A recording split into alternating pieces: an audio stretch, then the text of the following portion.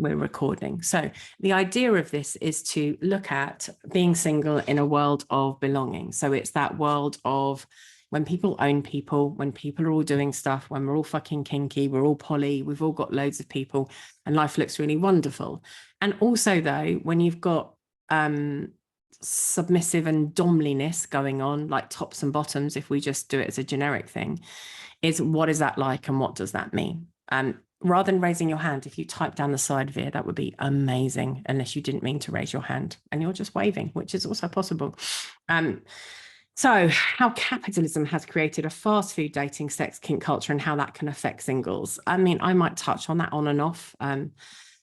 Tits up, good topic. I'm realizing I think I may be solo poly and more likely to be left side of the slash next time. Yeah, very possibly. So again, just the rule. So the first relationship after the death of my wife, I formed an anchor partnership without intention. And again, words are really interesting. So can you define what you mean as anchor partnership? Because that could mean nesting. It can mean lots of things to different people. It can mean that it's a primary. This is the problem with our fucking world. Too many fucking words, you know, and they all have different interpretations for us. So it's a really important part for us to have a look and to make sure that we all understand each other. Lola, good evening and really welcome. So there was some recent research that I wanted to share, which I thought was quite interesting, by Lisa Walsh and Victor Kaufman, and they are starting to talk about loneliness and singles and what it's like. Not nesting, just wanted the close bond that I used to have, even though I decided I was going poly. So, for example, in that scenario, if you are going poly, but you want that anchor, or you want that maybe not living with, but being solidly with that person, you are going to have a hierarchical dynamic. Now, a lot of people into poly don't want hierarchy. Some do, some don't. And then we become unicorn hunters and we're sub hunting and we're looking for different people in different ways. So, and then we have couples privilege that comes into it as well. So hopefully we'll touch a bit on that as well. Hope to not feel totally alone in being the lonesome rose at BDSM parties, or just to be a flavor to other couples instead of being treated as an actual part in a scene, sex and all sorts. Yep, that depends on other people as well, doesn't it? Master Jim, I don't remember ever being single, so I'm hoping to hear about others' experiences. I'm aware that you have a poly family. I'm aware that you have quite an extended poly family and even a leather family to a certain extent, because you branch out and you have a lot of people in your life for sure. Stev, I would like to understand my vanilla attachment issues. I've got a lot of writings on attachment. I don't know if this workshop will completely focus on attachment. I mean, attachment is a workshop in and of itself. And if you want to understand your own, I really would suggest that you go for therapy. I would really suggest that you talk to somebody who can help so you can understand, because one of the best ways to do it is through some form of therapy. Lola, yes, regarding capitalism, it's been raging wild in terms of Insta, everything that people are expecting, and it is failing terribly as Insta. It is not possible for sure. So those very strong expectations will come into what we're talking about. So what Walsh and Kaufman did with another group of people as well.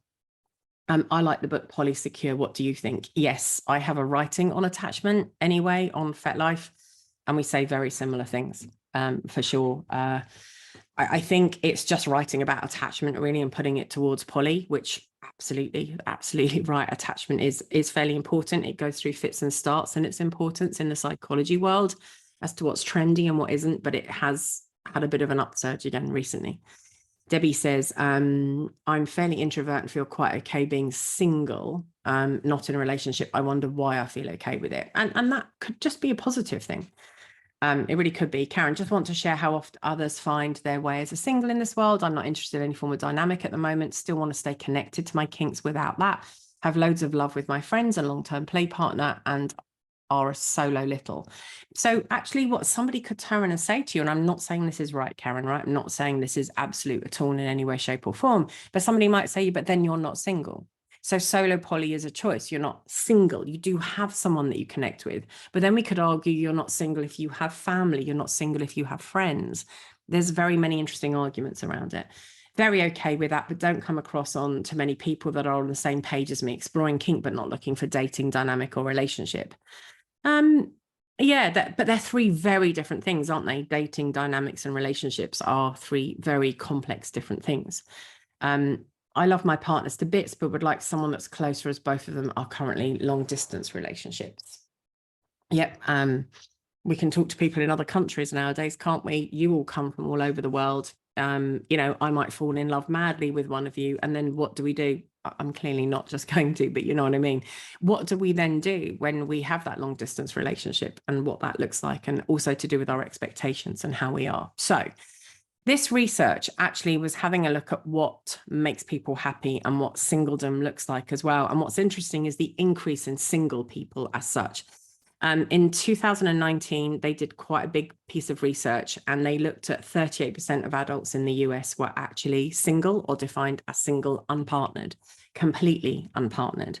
And that's up from 29% in 1990. Now, you could argue that, but maybe COVID has something to do with it, but it's 2019. So it's not 2020 or 21. It's okay, it's at the beginning. But it's definitely on the increase. In the UK, our statistics are slightly higher than that people who are unpartnered are actually quite high. There is an interesting discrimination against people who are single. Singleism. Married people will often find it easier to get a job, actually, like when we bring age and everything else into it, because married people are often, or people who are partnered and happy, but especially married, because, you know, hell, it's all about monogamy. It's not, but we'll come on to that in a minute. If they're seen as mature, stable, sorted, and reliable, whereas single people often are described as insecure or selfish or just worried about what they want, and they have unhappy and immature. However, those notions, according to this research and many other pieces of research that go with it as well, so again, this is by Lisa Walsh and Victor Kaufman, and I can send you a link if you want the actual piece of research as well, is that actually coupled people can be happier, but averages aren't individuals, and it's about going through all of this. Karen says, I'm a single little. I have no dynamic with nobody, only a play partner on occasion. Okay, so tits up. I have never done conventional dating. Being a good friend and having a chosen family is something I've worked on. My 3 partners all started as friendships, for sure. Via, long distance relationship was a downfall of my first relationship after my wife passed, as I tried to substitute my new girlfriend into the baseline role, but she needed more and said the day before the split that if she was closer, she'd want a lot more time with me. It's all about expectations and reality and how people are, isn't it? It really is. And that makes a real difference too. Alice, that's something I don't want is marriage, but I would love to be collared. And some people argue that a collaring or a serious collaring is akin to marriage. It's just our kink version of it. Some people would argue that's not the case. Some of us have contracts and it's very different. So this piece of research around of people who are roughly a age sort of like 18 into mid 60s weren't in any form of relationship, and they were looking at what makes people happy and what doesn't, and why, what their friendships were like, what their self-esteem was like. What they found was around 15% of single adults were extremely happy. That's their definition. They were just as happy as anybody who's happy in a relationship. 40% of singles were moderately happy. I wonder how many people lie about how happy they are. I've got to say that as well, because when we often see couples, if we're after some kind of partnership, we see couples at the top of the stairs and singles at the bottom. I've said this before, I'm going to argue that singles are in the middle, because there are wonderful partnerships and thruples and polyamorous relationships. However, there are also some really fucking shitty bollocks ones that are just a heap of crap, aren't they? The communication is bad, people aren't happy, and it doesn't work well. So actually, a lot of the time, our happiness is based on who we're with and why we're with them and what we're getting from that. And that can come down to our whether we're neurotypical or neurodiverse. That can also come down to our mental health wellness, our attachment issues, and all sorts of different things. So often we're in the middle of the stairs. We're not necessarily, and boy, do I see some couples and thruples and polycules that are really unhappy as well. But of course I would see that because that's my job. Line says, being a kinkster really narrows down the potential partners when you are not into giving up the lifestyle to date a vanilla person. A small pond just got a lot shallower. So if 50% of people, near enough, or 40% of people are single, there is a truth in that. So, but there are still 50% who are single. When you look at the stats as well around LGBTQI, and you look around the stats that are kink related as well, I'm saying all these stats off the top of my head, around 6 to 7% of the UK, for example, are LGBTQI. So that's a tiny, tiny percentage. For me, that's just a head fuck, because Most of my circle are really diverse. So I get really lost sometimes where I think, no, that can't be right. It must be 80%, but that's of my circle. So for everyone else out there, what's interesting is those stats are it's only about 6%. However, those who are into kink, define kink. If you're talking about you going to the center aisle, because I learned that the other day, apparently if you go into the center of Ann Summers, that's where you pick up your kinky stuff. I thought you had to turn left or right, but apparently it's right in the middle because it's really trendy. Actually, those figures are a lot higher. They start to hit well over 70 to 80%, but it's what we define as kink. I think being a kinkster isn't a problem. It's the specifics of your kinks or your fetishes or your authority transferences or power exchanges that start to get in the way of relationship, because we don't just want somebody who's into the same things that we are. We're also into, I also want you to be a nice person, and I want you to have these qualities as a human being. And that's what starts to knock these things out. If we would just had a tick list for kink, we would find a lot more people. The interesting why neurodivergent, neurospicy types are so heavily represented in kink, just in my recent experience, ASD myself, ADHD here. So what I'm going to argue is it's about passion, and it's about stimulation, and it's about how our brains work when we're neurospicy. So when we are neurospicy, neurodivergent, whatever you want to call it, we're often after different forms of chemicals for different reasons compared to somebody who's neurotypical. So, and those chemicals are heavily given by BDSM play, power exchange, and a variety of situations that we put ourselves in. So if you think ADHDers are dopamine chasers on average, if you ain't shopping or buying something, you're going to want to have a fist inside your cunt, or a sound up your asshole, or in your urethra, or whatever. So this is part of where we go as well. And so it's part of the problem, but it's also really good, isn't it? It's a superpower. It's lovely. We're chasing dopamine and doing different things. And even to a certain extent, when we look at anyone on the spectrum as well, ASD in any way, shape or form. And a lot of people are told to come into kink to try and find themselves. A lot of people go into kink because they think it's more accepting as a community. I don't know. So Master Kelly, I agree. I'm very specific about who I'm dating, and my authority exchange type is very specific. And then when we do that, what happens there, Master Kelly, is we sweep out and wipe out a lot of the population, don't we? Because they've got to look like this, they've got to feel like this, they've got to taste like this, they've got to be into this. They might have to be a certain form of intelligence or a certain form of success or not success. I've been told everything. I've been told that I want to date you because you're one of the smartest people I know. I've also been told by somebody that I went on a date with that I wasn't damaged enough to be in BDSM, so they wouldn't be able to control me. So there's some very interesting human beings out there. There really are. And it's like, okay, I'm going now. So we have to think about that. So if we think that 40% of those singles are fairly happy, 36% are somewhat unhappy, and only 10% were extremely unhappy. The question is, why? If we can be happy alone, why aren't we? And what does it mean? Titsup says, I love how much more free form things can be with polyamory. You need less of an overlap if someone doesn't need to be your everything like in monogamy.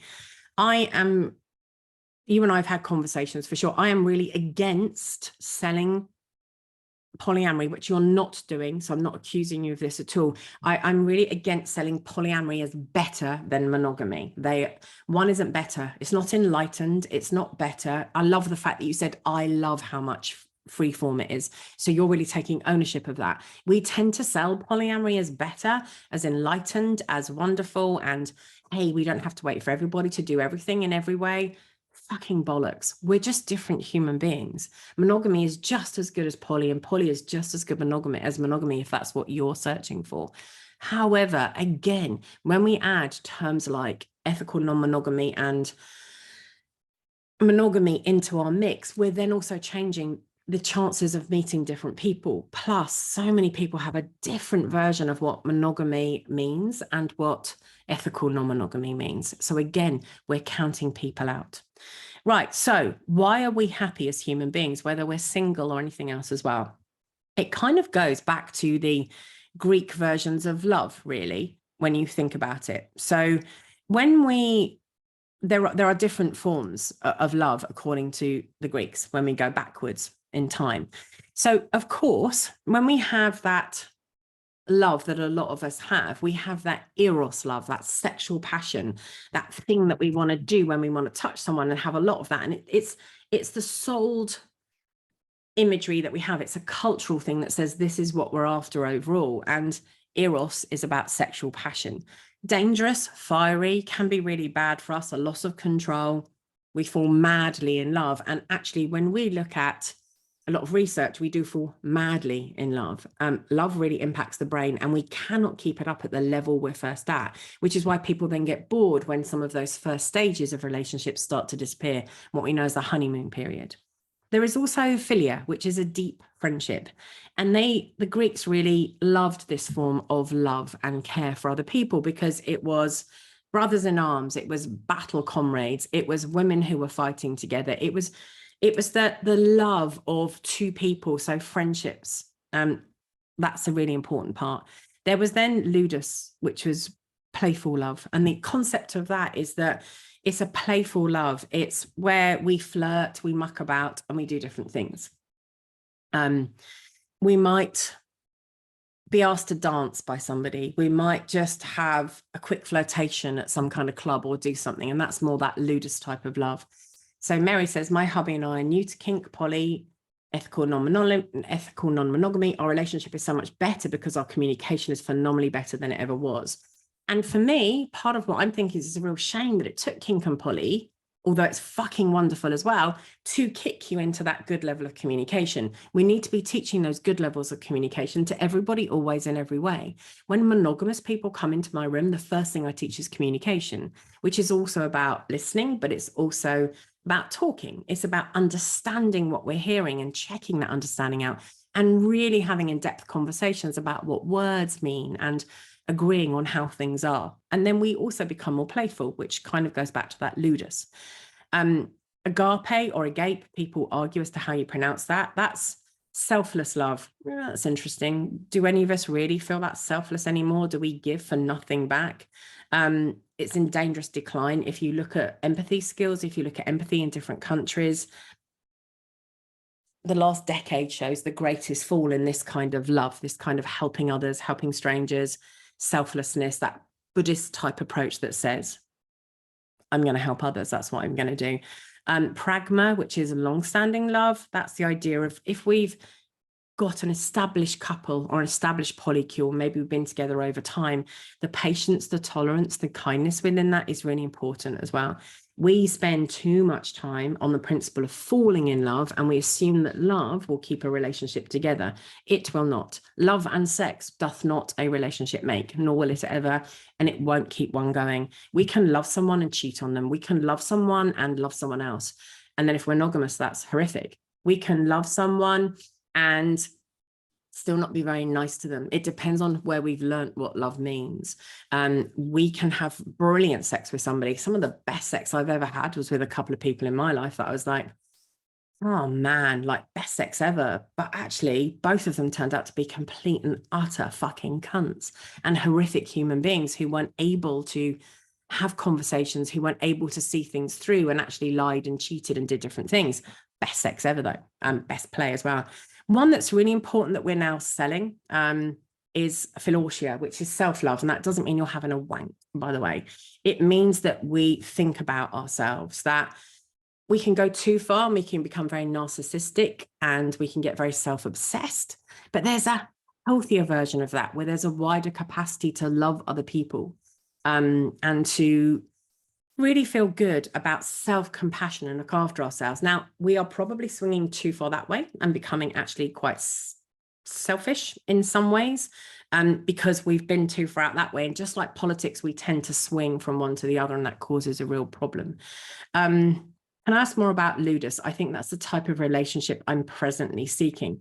So ludus is the playfulness, but it's also often based in a serious relationship, but it's playfulness, it's flirting, really. That's what we're talking about. It's affection.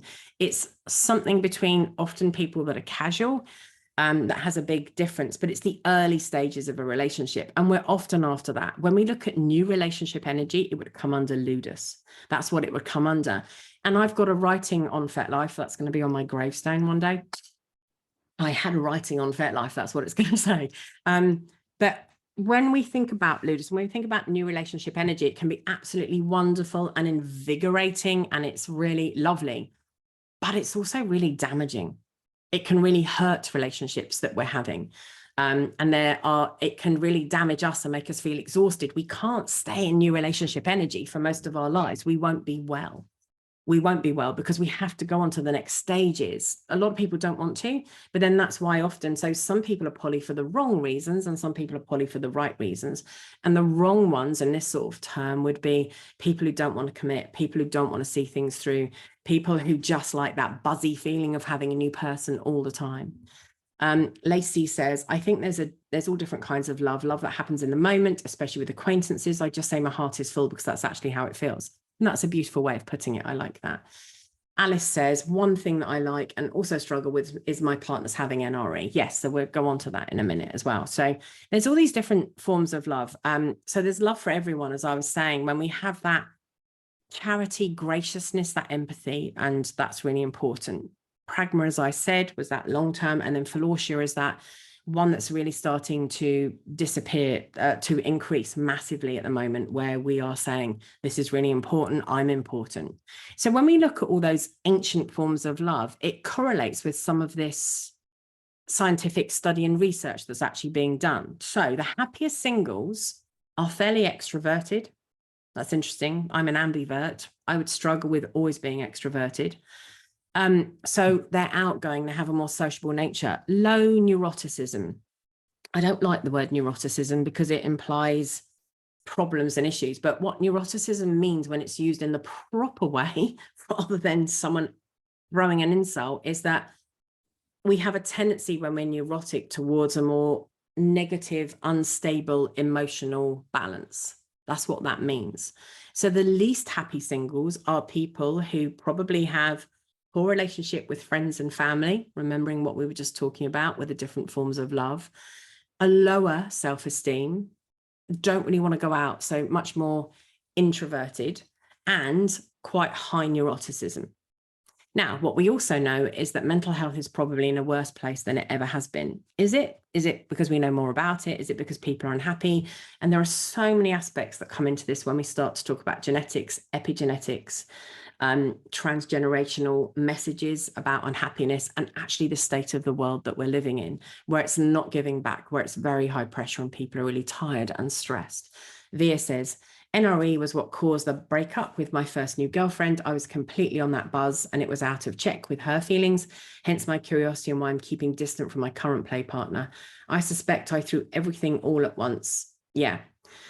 To my first girlfriend. So I'm measuring everything currently. We're both having a great time so far. One of my clients shared this morning. So I spoke to some American clients at 7 o'clock this morning in UK time. And it was interesting because he was sharing that he'd been on a date and actually how, it wasn't as exciting as he wanted it to be. But actually what he portrayed to me was such a brilliant first date. It was a wonderful first date. It was connected. It was really good communication, really good listening. It had a lot going with it, but also with the neurodivergence of this particular person, it wasn't dopamine enough. And that's what NRE can often do for us. Whereas actually one of my major pieces of advice for people who are new into the scene, new into poly, new into everything else as well, is just slow down. Go slower. Hello, Jerry. How are you? I didn't notice you there. I can't unmute you. Well, maybe I can. I can make you a co-host if you don't mind. And then you can unmute yourself. Welcome, welcome, welcome. So as an introvert, I actually like parties and socializing. There's a whole bunch. There's loads of people on FetLife can't get in. Karis can't get in. Loads of people can't get in. Okay. If you want to message any of them and a message on it, just restart your Zoom because all these people are in. So it's definitely something to do with other people's Zooms, maybe. No, talk about it later, but everyone's done rebooting and restarting and reinstalling. And no, anyway. I don't know what it is then, sorry. So as an introvert, I actually like parties. I think the idea of introversion is almost agoraphobic, maybe misplaced. I would argue then that possibly you're an ambivert, which means you get some kind of energy from both. Look, introverted does have a really bad rep. I'm an ambivert. You ask me to a party, I ain't going. I'm not going. I don't want to go, probably. I get asked to quite a few things. I don't so much anymore because I'd rather be at home with a film, my dogs, and a book, and my cats. Definitely, for sure. That's where I get my energy from. But I also get a lot of energy from doing these things too. So it's a little bit of both.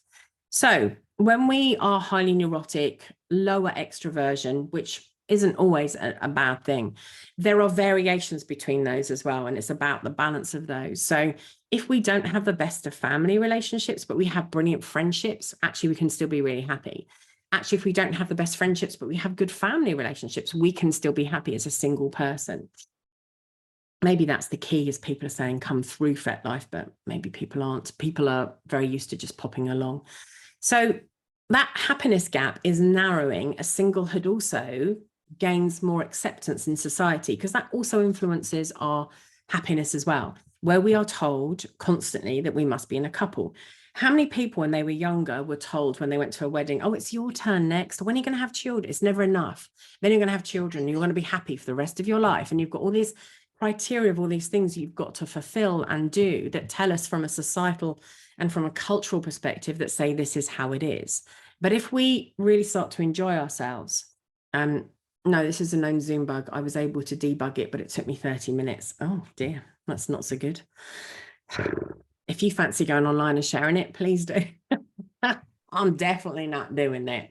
So I think we have to really have a look. So what this piece of research was done, it's called Expanding Relationship Science to Unpartnered Singles. And I think it's really important to understand that singledom isn't a bad thing. But I guess one of the questions I would ask any of you who are here is, what do you mean by being single? And what do you mean by belonging? It's a really good thing to write down for yourself. It's a really good thing to work out for yourself.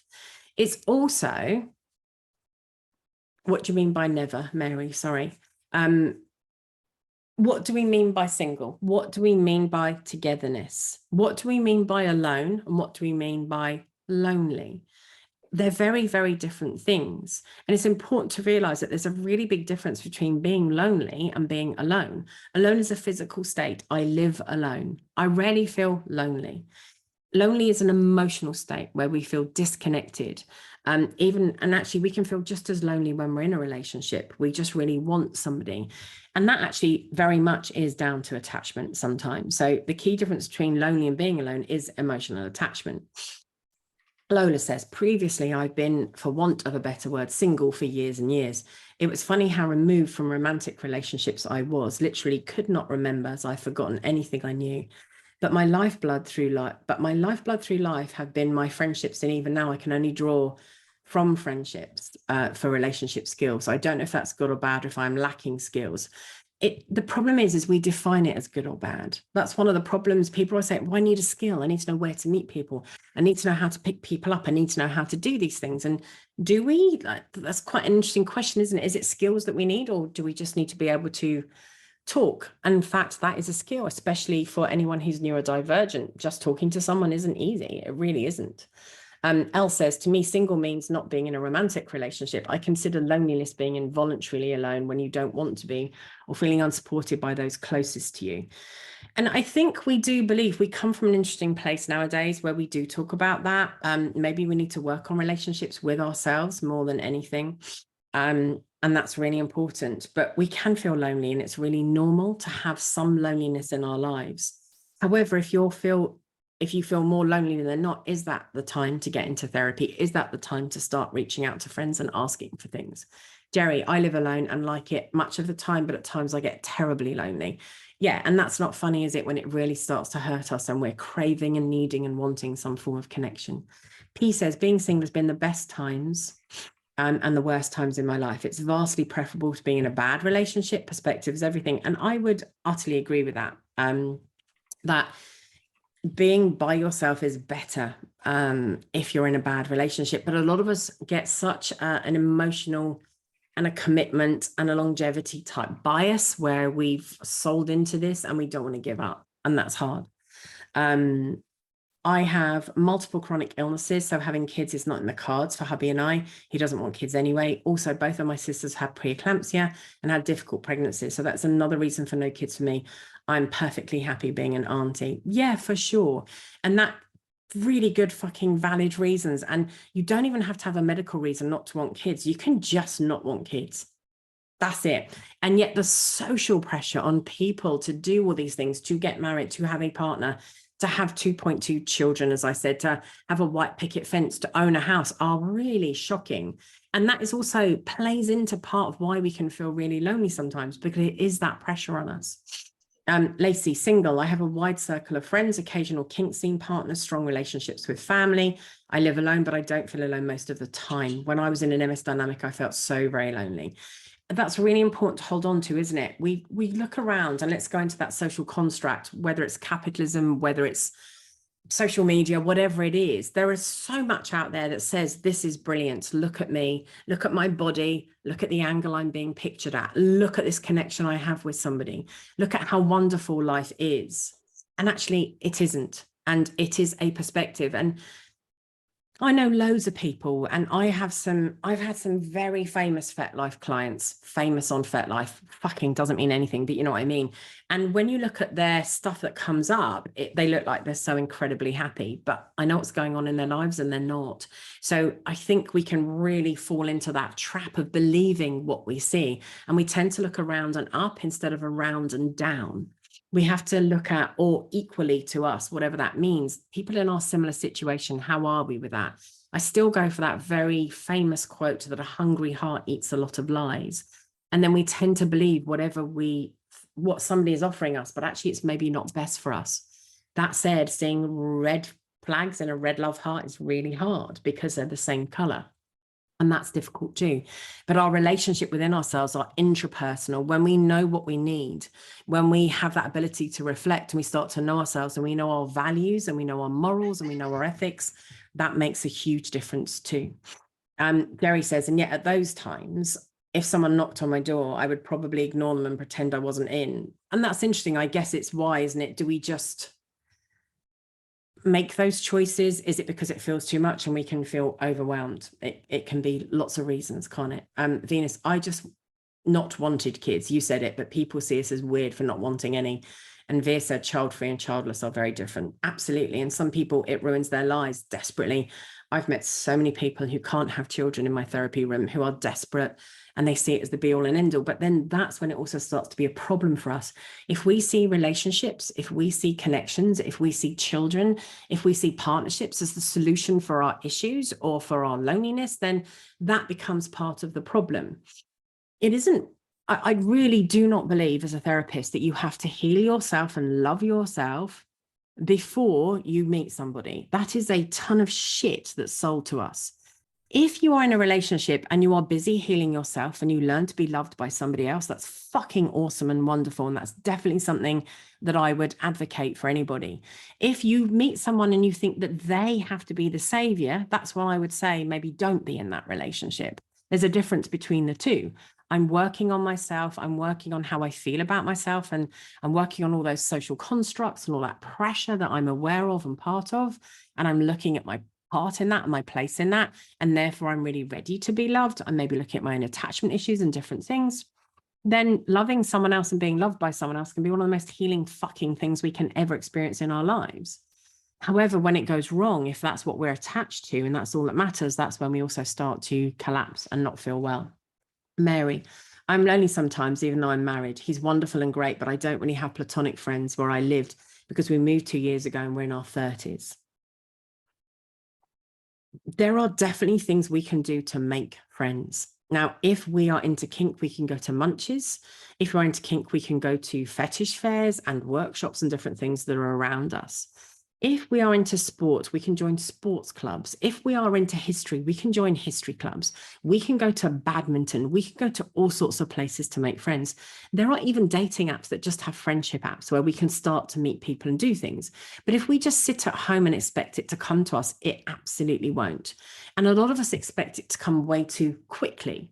That whole principle when we talk about narcissism and love bombing, actually, it's not just narcissists that love bomb. It's people with hungry hearts that love bomb as well. Of, oh my God, I found you. This is great. Oh my God, I've got this person. This will be fine. This will be wonderful. And yeah, whatever you do or want is fine. But actually, it isn't, because it doesn't sit with your values and your morals. And it's learning that that's really important. Elle says, I'm just going to try and catch up on all of these and also talk about what I've got as well. Society expects us to have children and get married as if it's some sort of mission in life to procreate, and there's not already too many humans on this planet. Actually, if you look at the recent statistics, there is a decrease in the amount of children that we are having. It's not on the up. In certain areas, we are definitely overpopulated. In others, we are not. I'm Mediterranean. It's so standard to get married and have kids that sometimes I'm seen as an alien for being 34 and married and child-free. Absolutely. And as society is slowly changing, singledom is also becoming more attractive, because all of a sudden it's like, oh, actually, you can go and do whatever you want. One of my clients has just gone on a holiday by herself for the first time. And she does have a partner, but her fear of being alone and lonely, it's so interesting when we can start to do these things. We imagine things. Different times are more complex. We might feel more lonely at a play party because we assume we're the only one not playing. But if you truly look around the room and you question your assumptions, actually, it's not true. And it really isn't true. If you look around, we assume that couple, let's say Jerry and I are sitting at Lamb together, right? They're similar ages. People go, oh my God, are you a couple? Oh, you look so happy. Have you been together for the last 40 to 50 years? No, we fucking haven't. And actually, you could go on holiday with somebody and just have met them and been together for a year in your 50s and 60s and 70s, because people are still dating at every age. It doesn't mean that it's the assumptions we make that cause us damage. But yeah, I really get that. Stev, I'm 4750 on the ASD test. I live alone in a van, and strangely, I'm never lonely until I return to civilization, and then I'm fucked. Do you know, I also really understand that, Stev, how we put ourselves in situations, and actually sometimes the damage that it can create and cause for us feels fucking awful, and it can hurt us more.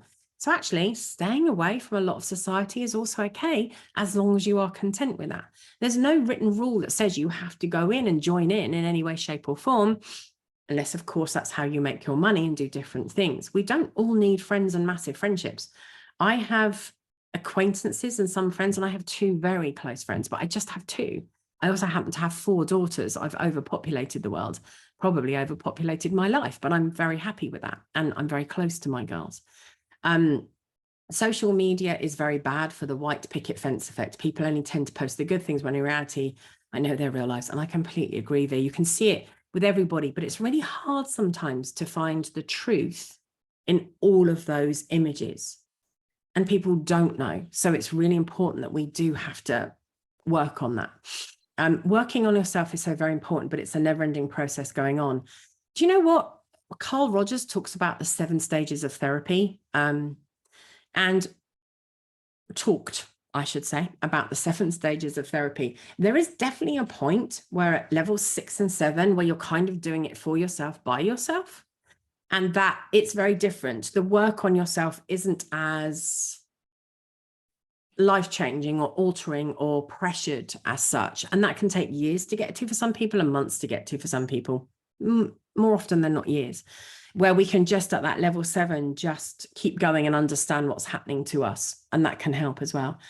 The returning to the munches and club scene have brought another self to me out. I used to hide behind my wife socially, including with kink. Mary says, I've started going to munches and it's been lovely. I'm Googling the 7 stages of therapy now. Carl Rogers, 7 stages of therapy. And honestly, when we start to get to level 6 and 7, it's really different. People tend not to come into therapy at levels 1 or 2. And what we tend to do is we get stuck in levels sort of 3 and 4, where we're saying things like, well, you know, it's the way of the world, isn't it? There's nothing I can do about it. And if people were nicer and did it for me, that would be lovely. Or the whole world hates me, nobody loves me. That Eeyore thing that we've got going on. The truth is, the world doesn't give a flying fuck. It doesn't care. It's not that it hates. It's not going against. It's only when we start to say, well, my part in that is, how can I look at that? And around loneliness, that's something we really have to do. We have to work on our relationship with ourselves. We have to tune in. We have to look at, what does this mean for me? If you are feeling lonely and you're not good, try and spend less time on your phones. Try and spend less time drinking alcohol. Try and spend less time looking at any form of non-prescribed medications or prescribed medications when you're using them really badly. We have to start looking at the voices, the things that we say to ourselves. We can be so negative and so critical. We need to understand that. And actually, the antidote for shame and criticism and having a go at ourselves and saying, you should be married, you should be doing this, you should be doing that, is actually compassion. And compassion is quite difficult. And I've said this before, one of the methods I use when it comes to compassion is a photograph. I'm not just looking at my phone. I know this sounds ridiculous or looks ridiculous. It looks like I'm just looking at my phone. I'm not. So this is me when I was, I think I'm about 5 or 6 here, and I have done this before and I have shown people. So I'm not going to show my sister. I'm just going to show myself. So can I see myself up there? Yeah. So that's me as a child, right? I'm about 5 or 6 years old there. If I showed you the whole picture, it would show my sister dressed in identical clothing, which is a little weird. Let's not talk about my childhood. I think one of the rules we have to put into life is that actually that if I wouldn't say it to her, or I wouldn't feed her that, or I wouldn't do those things to her, why am I doing them to myself? We are really interesting human beings. We are epigenetic, genetic, we are cellular, we are so much before we even start to develop, and then we start to develop. We have in utero experience, we have birth experience, and we really grow like this. We are not linear. We're like trees with these incredible lines where we let too much in sometimes and not let anything in, and we make all these interesting decisions about ourselves. But we are circles upon circles upon circles. So every time we're horrible to ourselves, we're horrible to a very young part of ourselves. There, we are hardwired to think that good things can't last, but bad things will go on forever. I'm going to change that slightly because I think the way we speak to ourselves is also part of the problem. We are hardwired to look for the negative in order to survive. That's not the same as believing that bad things will go on forever. We look for the negative because if the saber-toothed tiger comes into our village, we're scared. So we need to understand and learn about this stuff. Whereas actually, yes, okay, we are hardwired for that, but that doesn't mean we can't rewire some of our wiring and put in new programs and soft wiring and start to look. But we actively don't. And that's also to do with your upbringing. So if you're brought up in such a way that I've used this example so many times before, you come home from school and you say, mummy, mummy, daddy, daddy, daddy, mummy, auntie, whatever, like the fucking gender, the fucking relationship doesn't matter. What matters is your primary carer says, did you have a nice day at school, darling? And you say, yeah, I got a star for being a really good girl, and Roger kicked me in the cunt. Now, hopefully you don't use that word because you're only 7 years old, but let's say you do, right? Now, what mummy's going to say immediately isn't, what did you get a star for? She's going to go, who the fuck is Roger and why did he kick you in the cunt? Clearly not using that language. We are taught negativity as a natural response, even from our parents and our situation. Very rarely we're told that gratitude and looking for the positive. I've got a writing that's called Bricks and Feathers, a life hack. It's really important to look. I even have fucking feathers on my phone. If I lock it, they're everywhere in my house. They're really important to me. So I have feathers everywhere to remind me to look for the good. When I go to the bed, I look for the good. When I wake up, I look for the good. You have to actively teach yourself to look for the good, even if we're lonely. I love telling clients to stop shoulding yourself. Look, if we are neurodiverse, shoulding can be really helpful. And so sometimes to turn around and say, especially if we're in a bit of a funk, like, Deborah, you should get up and you need to sort this out, especially using your name, can really be helpful. It can also be really detrimental. It depends on where we go with that and what it means. So some shoulds can be good, but if there's shoulds that hurt us and keep telling us that we're not good enough and that you should be doing more, very different again. It's a primal attitude to see negativity rather than a learned reaction. Correct, it is. However, we can also learn by putting in new software. So we are hardwired, it is primal. However, we're also primally attuned to fuck everything that moves. We're also primally attituded to make sure we breed and have thousands of children, but we can learn that stuff. We know that you can't just have sex with somebody random because you fancy having it. We have consent in the world. We evolve, our brains are interesting. So when we have the primal part of our brain and we have around that, like this bit is very thin and very smooth, but around that we have this incredible set of structures in our brain that can really help us. Prefrontal cortex, neocortex. But when this sort of stuff starts to go off and the amygdala is screaming at us and everything is going wrong, a lot of our primal stuff will come up for sure. So we also then need to learn to work on how we work with our sympathetic and our parasympathetic nervous systems. And there are so many things we can do with that to help us. Stev, I'm the only person I talk to with seriousness. Yeah, me too sometimes, for sure. Veer, I'm currently not working because it was at odds with the discovery of the new version of myself, but I'm bloody loving finding out what this guy likes and is like. I love that. That's amazing. People seem to really love him, having been a stoic introvert for the last 20, 30 years. You sound like you're on a beautiful journey, and I wish you nothing but enlightenment and love and, you know, some shitty times as well, because we have to do that. And that's amazing that you're feeling that. We need to understand ourselves. We need to do self-care. Look, I have a writing on that. Fucking hell. So boring, right? So self-care isn't what we think it is. It really isn't. So self-care, especially when it comes to being single, is about trying to pay your bills. I really understand we're all in a crisis. It's about getting up. It's about making our bed. It's real basics. I'm not saying those things are easy. It's about having a shower. It's about getting dressed. It's about feeding your dogs and your cats. It's not about having your nails done or having your hair done. It's the more basic stuff than that. But we are being sold as a society, again, kind of reflects back to that word capitalism a little bit, that self-care is all about paying for something. It's about having your nails done. It's about going to a spa. It's about taking a break. Actually, self-care is about mentalizing positivity. Self-care is about mindfulness and meditation. And when we're single, we can really lose that, because all we're looking for is a connection with somebody else. And we go for something and go, oh, fuck, I really need that. And I need that other person to make me feel better, rather than looking in. Where can we find the list and a link of all your workshops? On FetLife under my profile. Good luck. I have 650 writings plus, and I really, really need, and I'm so guilty of this, to kind of put them in some kind of order and get going with it. But fuck, yeah. And you've been saying that for 2 years, and I've been saying, I'll give you a hand, just let me know. I know, I will send it to you, I promise. I have actually downloaded it now. It didn't take me long. Just blame my ADHD. No, let's not. It's me. It's priorities, isn't it? Got lots of things going on, and then you're like, right, I need to do this now, and it's hard. P says, I clean my car as my ultimate self-care, and it's great. Look, when we put something into a pattern, and we put things to rights, like having a tidy bedroom or cleaning something, actually, it's really good for our mental health. And the same as movement is. Movement isn't always about staying fit, actually, although fit is really good, and feeding ourselves the right things is still really, really good.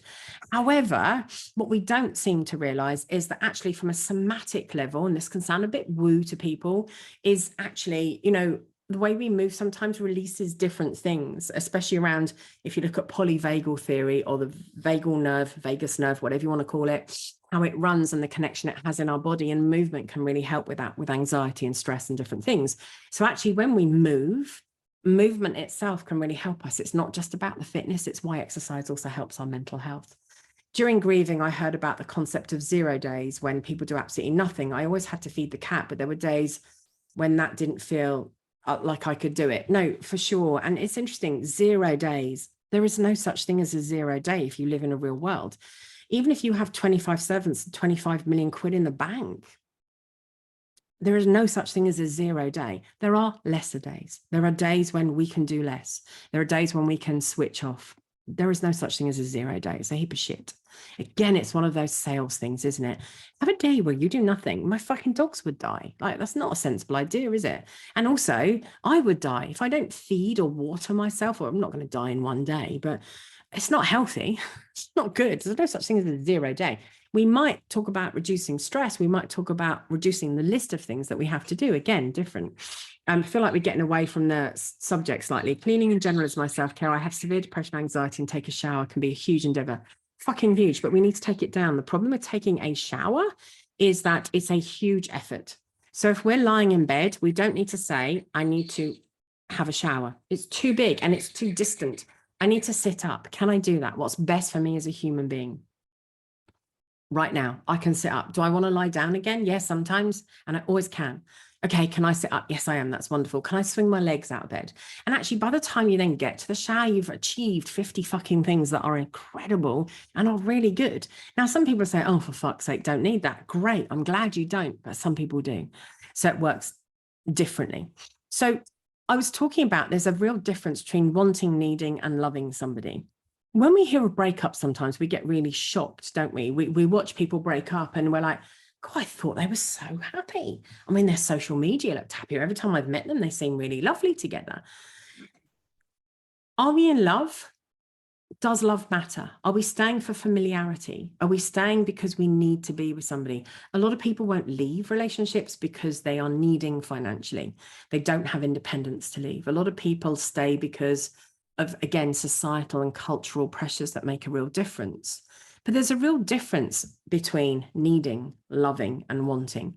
And we really have the dynamics in that setup are really different and they vary. So we have to think about that. So wanting someone is playful, it's loving. I want you. It can feel really up to that ludus again. It's even if you've got a really deep lust or care for somebody, and that can be really good fun. You just want more and more and more. I want you is very different. Needing someone, that's interesting. Neediness is more about, will you complete me? I'm not okay without you. And the problem is with power exchange dynamics is they have an element of that. Can I go to the toilet, please, sir? Can I do this, please, sir?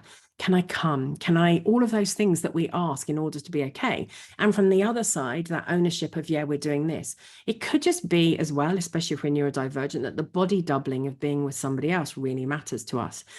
And if we are neurodivergent, body doubling makes us more efficient, makes us feel more complete, and enables us to get on with something. And there are body doubling apps that you can download nowadays and body doubling websites that you can also get into. So you don't have to be neurodivergent to use them. So if you feel really lonely and you want to get on to something, I'm just going to explain that. So it's a good question timing. So for someone who's neurodivergent, especially if they're ADHD, body doubling increases their efficiency. That's just having another human being around, right? So let's say this is my other human being. It's around. It matches my hair at the moment. That's ridiculous. So does everything in my house. Right. So this person being here enables me to get on, to do more, and to feel more complete and feel fulfilled. Oh, thank you, Emily. Thank you. You're very, very sweet. So when we have somebody else here, we feel better for it. And that's very true of people who aren't neurodivergent as well. That, you know, because we've got someone else in the house, we're more likely to tidy up. Because we've got someone else who lives with us, we're more likely to make a nice dinner. So body doubling is when you don't have another body and you don't have anyone else there, you can sign up and you can say, I'm about to do some yoga. Anyone want a body double with me? So what the person then does is you then sign up and you're both doing things, you're just online or whatever. And that can feel a bit weird at first, but what they found through research, actually it makes people much more efficient, much happier, and helps them get on. So if we body double in some way, shape or form, when we're feeling lonely, we're more likely to get tasks done. We're more likely to feel better. So that's different as well. That can help. So body doubling is really good for people. And like when we need someone, neediness is different to needing something. We all have a right to need something. I need basic fucking respect. I need communication. If you don't give that to me, I'm probably not going to stay with you. I'm out. And I need you to go and, I don't know, pick up milk on the way home. I want you to, actually, wanting more than needing, but I can't get out for some reason. So we really need that sort of thing. Love is different. Love is very much about that neurochemical process, that stuff that is intoxicating. Again, it's that playful eros that I was talking about earlier that we really, really want. But what people don't understand, love isn't actually about a feeling. Love is about a series of actions. Love is an action word. Love is a verb, not a noun. We often turn around and say, oh no, but I want that. You want the ideal of it. You want the Disney story. We want the idea of like, this is going to bring us intense happiness, but actually it's also quite a lot of hard work and it needs something to do. We need to show it by doing. But when we're caught in a swirl of emotions, fuck me, it's much harder to do it. There is a massive societal pressure on relationships. If we are having a look at what we should be, if we are single, we need to reflect on ourselves. If people are telling us we're doing something wrong by being single or by finishing a relationship, we can feel like shit. Elle says, when we choose to end our romantic relationship with my ex, people were shocked. Some insisted we reconsidered. Mind you, we're now best friends. But others couldn't wrap their heads around us choosing to be single and continuing an unfulfilling romantic relationship. Because people can't, because you're ruining their perception of what they wanted from you. When we break up with someone or when we're single, and it can influence in different ways, is what we tend to see is the future of how it works. We have all this hope for what's going to happen and what should happen. And we have this idea and stories in our head about other people and about ourselves. And we are way more likely to predict negativity, going back to what we were saying earlier, Then positivity. I've said this before in my workshops. One of my favorite things is it's amazing how good we are at predicting negativity. Fuck me, we do it all the time. Well, that won't work, will it? That's not going to happen. That's really bad. Oh, for fuck's sake, we can't do it. It's huge. And we invest so much in the outcome of that because we're convinced we're right. Rarely do we do that around positivity. And one of my favorite little hacks is the lotto hack. And that is that if you are so convinced that you can predict the future, take every penny that you have right now and buy a lottery ticket. Every penny. It doesn't matter if you've got £30, it doesn't matter you've got 10p, it doesn't matter you've got 3,000, doesn't matter whether you've got 3 million, spend it all on the lottery. Most of you will say, oh, fuck off, Deb, I'm not going to do that. And then after a little bit of somatic type questioning, of Socrates type questioning, when we eventually get to the answer is you can't fucking predict the future. But isn't it funny how you can when it's negative? Why do we believe ourselves? Again, it's that predisposition as well to see negativity. But in the world that we live in, we don't need that level of being able to predict because there aren't saber-toothed tigers. Yes, there are awful things happening, but overall we're pretty protected. I have a neurodiverse kink friends with benefits who is in a dependent dom-fem relationship, and it's difficult that her conversation has dropped off a cliff, but I struggle to work out why she can't see it.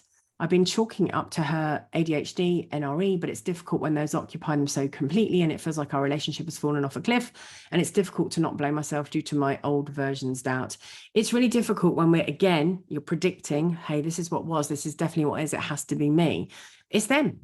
That is exactly what people do. And it is unkind. It is unkind to dump people, and people end up feeling very lonely and single again in this world of belonging when other people start to belong to other people. So actually it's the time to reach out and create a friendship. It's the time to make sure that we are there.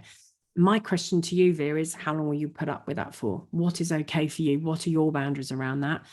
Look, boundaries are very different to preferences and guides and rules, really different. What a lot of us do is we think everything is a boundary. Well, you've got to do that then. Sorry, nobody's got to do anything, and they don't have to, and they probably won't. A boundary is what you will hold, what you will see through. So if somebody isn't being friendly or isn't being kind or isn't sorting something out from you, your boundary is to decide a time limit of how long you'll put up with that for, or how long you're okay with that for, or something along those lines, and then eventually turn around and say, I've reached my limit. And that's when the boundary comes into it. It's when we work in a different way. And that's a lot harder. It's a lot harder to do. So how can we feel better when we're single, or even we feel that pressure to be in some kind of romance from ourselves or from others? What is it that you truly want? Do you know your values? Do you know your own ethics and morals? Have you sat down and done that? Have you sat down and worked out who you are? And does being a couple or a throuple or having power exchange, is that really a huge part of it? And how much of a part of it is it? And then the question is, why is it? Before we're pulled into what somebody else thinks about us or how that works, that's quite interesting. We've been friends for 30 plus years and have a tendency to dip in and out of each other's lives, normally dipping in at time of crisis. If that's what your friendship is based on, that's okay. And it really is okay. You just have to work out, why are you blaming yourself? Why are you turning it in and of yourself so that actually you're making yourself feel shit? That's a long therapeutic process for sure. But to look at ourselves and to wonder what our values are and what we're willing to stand by, what boundaries we have for others that are okay, we really have to work out our own values. Knowing what you want can help you stop reflecting society's, culture's, other people's desires for you. But that's only when you know what you want. So one of the first processes we need to go through, especially if we're single or alone, is to work out our own values, our ethics, and our morals. Being independent is really important. If we have that pressure that says from society and from our culture that you must be with someone, or from ourselves, because that's what we've taken in and put on ourselves, how do you become your own best friend? How do you take yourself out? How do you do things with just yourself? Again, that societal pressure is a cunt. I go to the cinema every week alone. I am a member of Every Man. I go and watch a film most weeks. Really, most weeks. I'm not exaggerating. Fucking love going by myself. The first 3 to 10 times was really difficult. It takes 90 days to create a habit. All this 2-week shit is a load of bollocks. It takes about fucking 9 to 10 days to ruin one. However, It takes 90 days. Anything we should be doing for 100 days in order to create some kind of habit or change. I hated going to the cinema alone when I first started. I fucking hated it. I felt isolated. I thought that other people were looking at me. Everyone was looking at me. I thought a lot of things, and a lot of thoughts got in the way that very much came from feelings of emptiness, of loneliness, of different things. Whereas actually, I get a bit pissed off if somebody wants to come with me nowadays. I like the double sofa to myself. I like eating what I want, drinking what I want. No one's talking to me. And I love getting lost in the film. I now have a different experience of it. How do we find that? And then people say, well, but you've got to be confident to go. No, actually, sometimes we need to be fearful. And that's something that singledom and being alone is really challenging about. How can we do better things for ourselves? And actually, any relationship you then get in afterwards, if you are a single, if you do want a relationship, or even if you don't, it's better, because that independence means you're not lonely when you're alone, but you will have moments of loneliness. But we don't need someone to complete us. I have a thing, instead of saying I love you or I want you or I need you, my thing that I do moving forward is I choose you. I choose us today, every day. This is, I'm in. Love is not going to keep us together. Needing somebody isn't going to keep us together. It's not. Wanting someone is not going to keep us together. My choice is. And it's a very different feeling that I can give that as some form of choice. My husband had a girlfriend that broke up with him because even though she was going through a mental health crisis, she said she was okay with him seeing one other person he'd seen before. She got upset that he made plans to see that other person. After 2 weeks, he tried to be friends with her. And we did try to figure out what happened in that crisis moment. She started invalidating his feelings because we acquired a play partner that during that no contact time. And so he mustn't be that devastated about the relationship ending, except it absolutely did. Yeah, look, people have a lot of rules. People have a lot of problems. I would say that's a very serious attachment issue. It's a controlling issue. It's a jealousy issue, but it's also lazy therapy for me to turn and diagnose somebody from someone else's perspective. We all do that. What we have to do is just reflect inwards and say, what's right for me and how does this work and what can I change? What am I in control of? What can I do here? They're much more important factors for us to do. And we can wonder about what happened to somebody and what happened to somebody, but then we get involved in their problems, which is really hard. Elle says, I think it's so important to learn how to enjoy and appreciate one's own company. If we always need to be around others to feel good, stay fulfilled, our mental health life may become too dependent on others. I think and feel. It's really interesting. When I'm going to Egypt in September and I'm going by myself, I'm going for 10 days. The most uncomfortable time I experience as a single person is dinner. I imagine that all these people are looking at me and whatever. It's like, who the fuck do I think I am? People are so self-obsessed. They're talking about their own shit. They might mention something. When I go away, I get really odd offers. I've definitely had threesome offers. I've had shit tons of sexual offers. Jesus Christ, waiting staff, servers, photographers. Fuck, they're randy buggers when you're on a holiday. Fucking hell, what is that about? But I'm just a bed notch. It's not a connection. If I want sex, sex is always possible.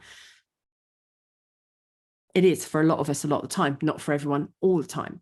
And those sorts of, I've been offered all sorts. And then I also get offered this thing of, you've got a screaming child in a family and they say, do you want to come and have dinner with us? Don't want you to be alone. And I'm like, can't think of anything worse right now. And it's so interesting what society does and what it thinks about us. And we can imagine. I remember going to a hip hop dance class about 10 years ago. Yes, I dance. A hip hop dance class with this guy. And I was thinking, oh, fuck, why am I going into this class? It's a really hard class. It's an advanced hip hop class. It's being taught by somebody really cool who I sort of know. And there's all these really young, slim, really capable dancers around me. And I'm like, oh, fuck, everyone's going to be looking at me. What was interesting in that dance class is that actually nobody was. They were all too busy looking at themselves. They were so obsessed with what they looked like when they were dancing. I don't think they were even enjoying the feel of it. I just had a really good night, really enjoyed the dancing. It's quite an interesting one.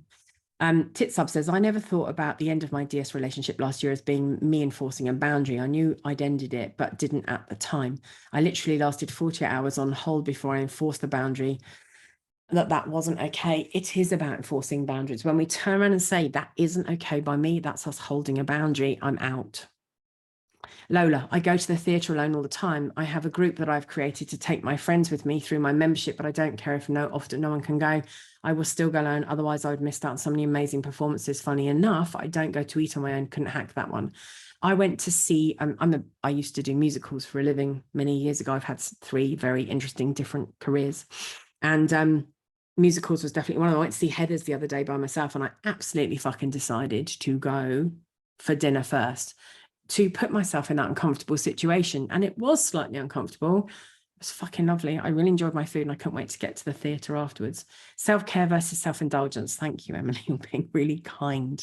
You are appreciated. Thank you. Sinners, yeah, when I moved back to the UK in 2015, I went alone to a local pub, only for me to get into a debate with a landlady when she told me, you coming here alone is a very blocky thing to do. Women really shouldn't go to pubs alone. It's not ladylike. Blokey, sorry, read that wrong. Yeah, I think my words would be something along the lines of fuck off, but I think I might then get chucked out. That's not a good idea. But again, what we're firing up against here, which is why we need to know ourselves and to understand by having that reflection, being happy with ourselves and being independent is, okay, that's all right. And it's a DBT technique to let something go through you. Like you've got a Teflon mind where it goes through you and nothing sticks. Because if we think, oh shit, she might be right, that's because something stuck, because we have some belief in that. So knowing your own values and morals and understanding that actually, no, I'm all right being here. I don't feel like a bloke. I'm having a really nice time, but thank you. We can be nice as well. It can really hurt people. Jenny says, love requires an entire unique skill set to make it functional and long lasting. And both partners need bits of it. I've seen some people learn how to do it. Some people do it really well. And some people cut chunks out of themselves to try to fit to the shape of the other person. Lots of people do the last one. Yeah, I think I had a writing years ago called The Shape of Water. It was based on that film. I have no idea how the successful relationship people do it. Define successful relationship. This is something I talk about a lot. What is success as a single person? What is success as a couple? What is success in life? For some people, it is having a relationship. For some people, it's having a car. For some people, it's how much money they've got. For some people, it's how they look.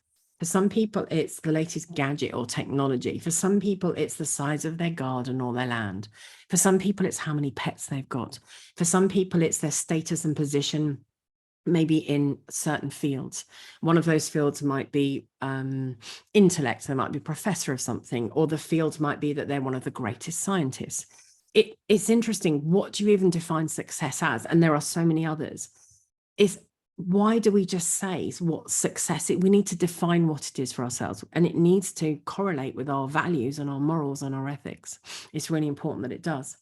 So they meet some challenges as everyone else does, but know how to navigate them. So yeah, I'm going to disagree with you there, Jenny. They don't.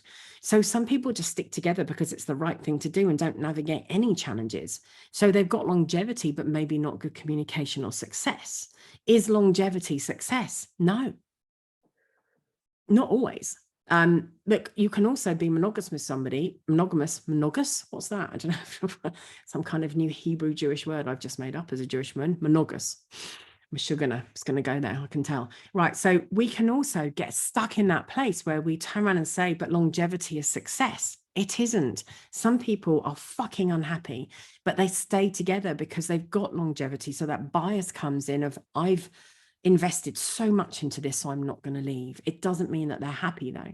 And people don't know how to navigate. They just know how to stick together and never leave, or there are other reasons why they can't leave and we just don't know what they are. So Loki, darn, that's all right, I got it in the end, sorry about that. Now we have smartphones. I find eating alone fine. Yeah, but actually that's not eating alone. I'm going to argue on that one. To eat alone is to put everything down. Yes, of course, we can double up with talking to someone online to do something. It's very interesting to just sit and eat alone with nothing else. You listen to your body differently. It's a much more holistic approach to eating, to drinking, to doing different things, rather than I've got my bottle of wine, boom, smack, done. Actually, to be truly alone and drink it and enjoy it is a very different thing. And you might not have as much, or you might have more, or you might have less, who knows?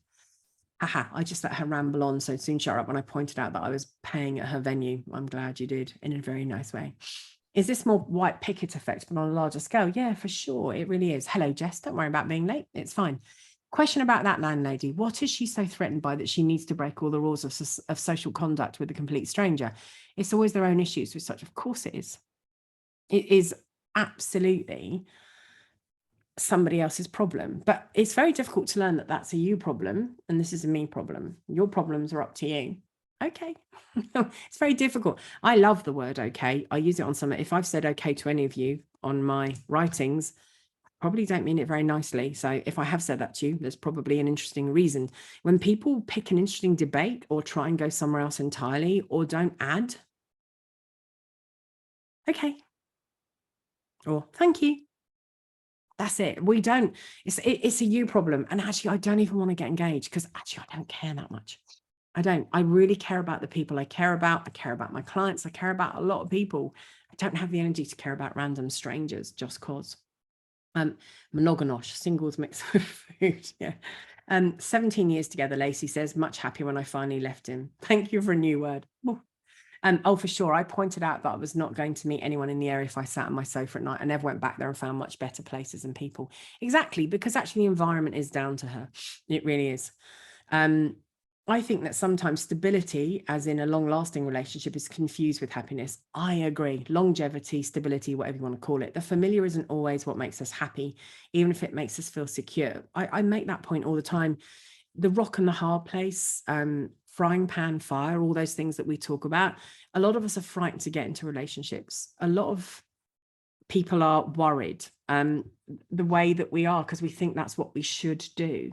So we avoid being okay with ourselves and we put ourselves in much more dangerous and shitty situations than being okay with ourselves. So part of this is, how can you learn to be okay with yourself? When you really start to listen to people and you realize it's a them problem, it's really helpful.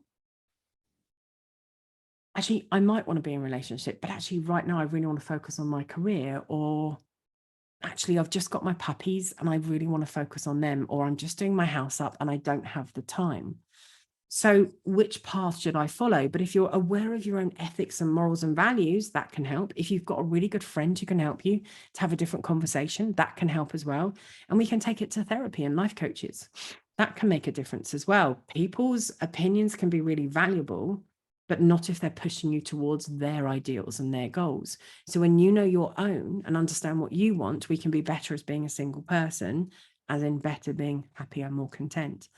Listening to others. I love listening to other people's opinions. I asked yesterday or the day before, I asked a question on FetLife. I was quite shocked at how many people replied. Actually, it's become quite an interesting debate. And that was, oh, I better not say it, but I am going to anyway. Why do so many DOMs see their cum as a gift? What's the phrase? Fuck me. So many people answered. It was the engagement of it. And somebody sort of said, oh, you have to know your own answer to that. Yeah, no, I know, but I'm really curious about what other people think as well, what I agree with, what I don't.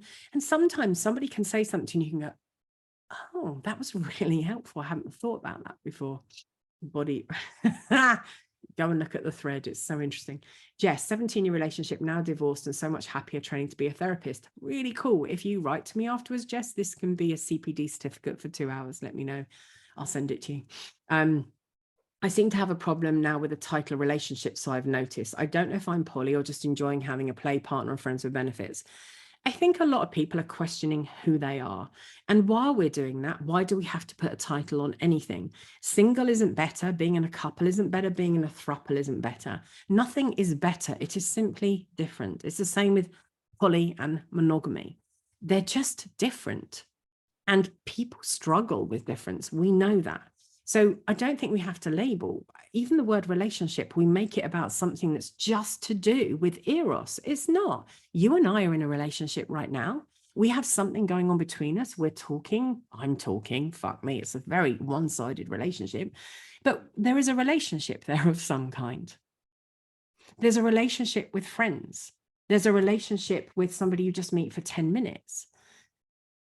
Again, it's how we title the word relationship and what we connect it to and what that means. So again, we can try and work out what that means to us.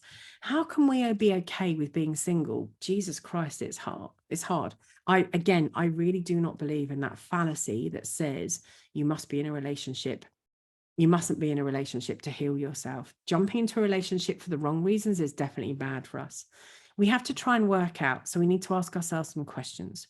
Am I more content when I'm with someone or when I'm by myself? Am I content overall?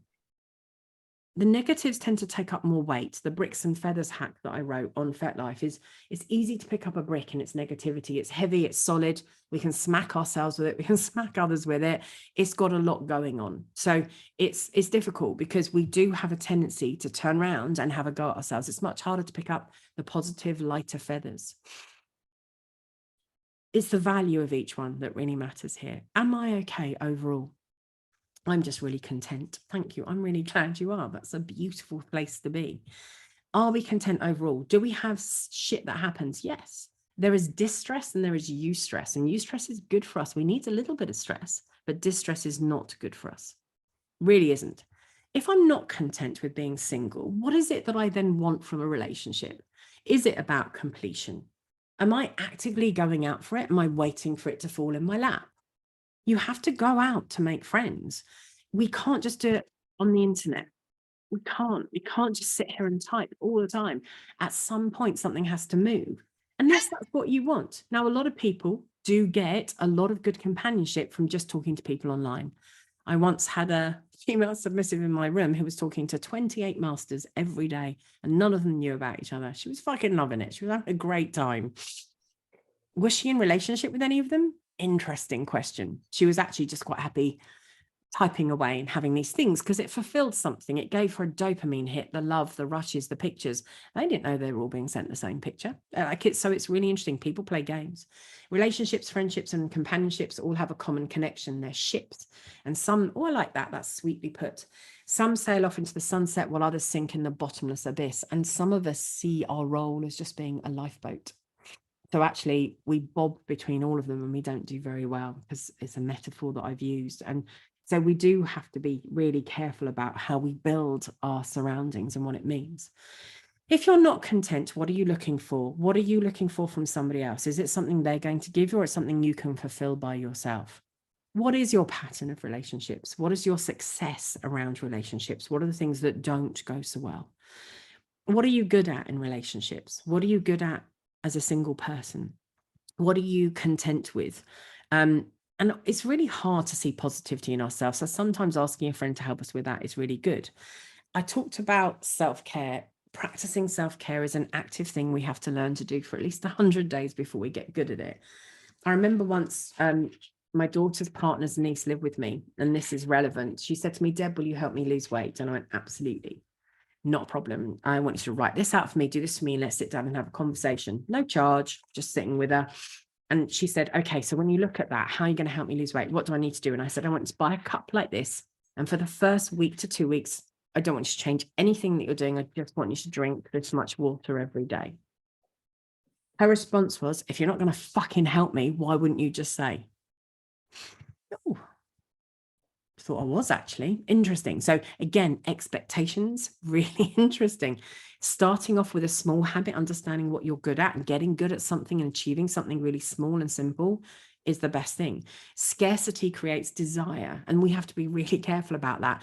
But I really want someone, they would make all the difference. That's scarcity speaking. It isn't you as a human being. And if you want to have something good, go and find some hobbies. Start going to the pictures, start doing something different. Find something, especially if you are neurodivergent. Why? I was talking to somebody earlier who was really suffering from burnout. There is a difference between neurodivergent burnout and neurotypical burnout. Often with a neurodivergent type of burnout, what somebody suffers from is a lack of passion. We need passion about some of the things in our lives. We do need to have something. So like if you're a guitarist, why aren't you playing the guitar? If you have a guitar, why aren't you playing it? Why aren't you singing? Why aren't you doing the things that you are passionate about? If you are somebody who loves, so I've got a few passions in my life at the moment, and cheerleading is definitely one of them. I clearly don't cheerlead. Fucking hell. I don't even want to go into the adults team. My nails are too long and I'd have to take my piercings out, and that is just too much hard work. I fucking love being involved in the world of cheerleading. It is a passion of mine. My daughter owns a gym. We're really successful. And I say we because I'm totally involved and I love going. I'm at near enough every competition. I'm in America with them. Find something that you are passionate about. fucking learn to cook. Do something that's good for you. Get passionate about a few things. You start to learn who you are. You do not have to be in a romantic relationship to be connected to other human beings. I mean, volunteer at a local dog walking place, or do something that's also good for you. You can also volunteer online. To feel connected can be really good. There are more older people who are so lonely than there ever have been. And they're not lonely because they don't have friends. They may be lonely because they can't get out, or they don't understand technology and they need a phone call. There was a horrific program on last night, absolutely made me cry to watch it. We assume that when we're married or in a relationship that we're going to be with someone forever. People die. People die all the time. Last year in the UK, 48 people over the age of 70 died every day in their beds purely because of cold during the winter. Fuck me, that was a shocking statistic for me to hear. I was like, oh my God. When we are by ourselves, that can become very dangerous at times. It's a comorbidity for death. Of course it is, and loneliness is as well. So we have to be really careful about making sure we still allow people to connect. When that old person's in front of you in a post office and they take 15 minutes instead of 5, I know you're in a hurry. That's maybe the only conversation they've had for months, maybe the only conversation they're going to have for weeks or days. If we get out, we start to make an effort with people who have less than us, it can make us feel a lot better. If we start to volunteer and we start to do things as a single person, that's a really positive thing to do. We can connect, whether it's with animals, whether it's with human beings, whatever it is that we do. Elle says, as an ADHD who is autistic, I have very intense passion, special interests, but no motivation to pursue them. Not sure how us ADHDs can get motivated, because ADHD isn't about motivation. It is about, when it's about newness, it's about shininess, it's about new passions. That's often the problem. So we think we're really passionate about these things, but actually we're looking for a new passion. It's way more complex. And also, I don't know about you, Elle. I don't know who you are. I don't know what, I don't know your gender. And I use that word very carefully because that's a difficult one, because gender is so personal. But when it comes to ADHD, the gender you were brought up as is very influential as to how you have ADHD and what it means, whether we're brought up male, female, masculine, feminine, woman, man, girl, boy. How we're brought up influences how our ADHD is impacted and whether we're motivated or not as well. We have to reach out to people. A lot of us, especially when we are single, think that nobody ever asks me to anything. It's the way it is. Nobody ever thinks of me. Very rarely do people think of anybody. We have to get our heads around the fact that actually what we need to do is reach out. We need to ask people. We need to say, hey, I'm lonely, let's go for a drink. Or, hey, I'm not lonely. Hey, I'm in your area. Let's fucking set that time. Jerry, you won't believe my hot tub is broken again. Honestly, I still owe you a hot tub. But apparently it will be done in the next week. So boring. But actually, I'll tell you what, I promise you, as soon as it is done, I'm going to WhatsApp you and I'm going to say, hey, come over, come and have a glass of wine in my hot tub and let's have a chat for an evening. And I will say, yes, please. Thank you. I would love that. Yeah. So I commit to that. So, and again, it's that sort of stuff. We really need to do that. It's not people, we can't wait for people to ask us. We have to put ourselves out there and make a difference. We have to manage our expectations. I've been waiting you to ask me for 2 years. I know. I think we're all coming for that. Shall I just do the next one from my laptop in the hot tub? I'm not going to do that. Fuck me. That would be a horrific sight. And I would drop my laptop in said hot tub. Right. So we, in what we consider happy relationships, with that comparison about how we work, is that we put ourselves in a state of not okayness because everyone else is okay. Check your facts. Feelings and thoughts are not facts. They are manipulated experience half of the time because of our culture with a small c and a capital C, and the way we feel about ourselves and how that works. Look, whether you like Miley Cyrus or not, I can buy myself flowers, I can hold my own hand, I can take myself dancing. Look, for whatever reason she wrote that, I'm not going to go into any of that. It's really important for us to date ourselves, to look after ourselves. When I do workshops on polyamory, I find it really interesting because people forget that. I've got 11 partners. How do you do that every month? That's quite impressive. But let's say you've even got 3, but let's say you've also got 4 daughters. Let's say you've got different things. If you give away everything of yourself to everybody else, you have nothing to give to yourself or to others. How do we build that up? How do we look after ourselves? How do we make sure that we're okay? So we need to look after ourselves. And it isn't just about fucking getting a piece of jewelry or being bought something. Again, it's about exploring our passions. It's about, you don't have to be in a relationship in order to have life or enjoy life. We just think we do. So it's about challenging those thoughts. Mary, I miss volunteering. Used to work with a pit bull rescue and I miss it dearly.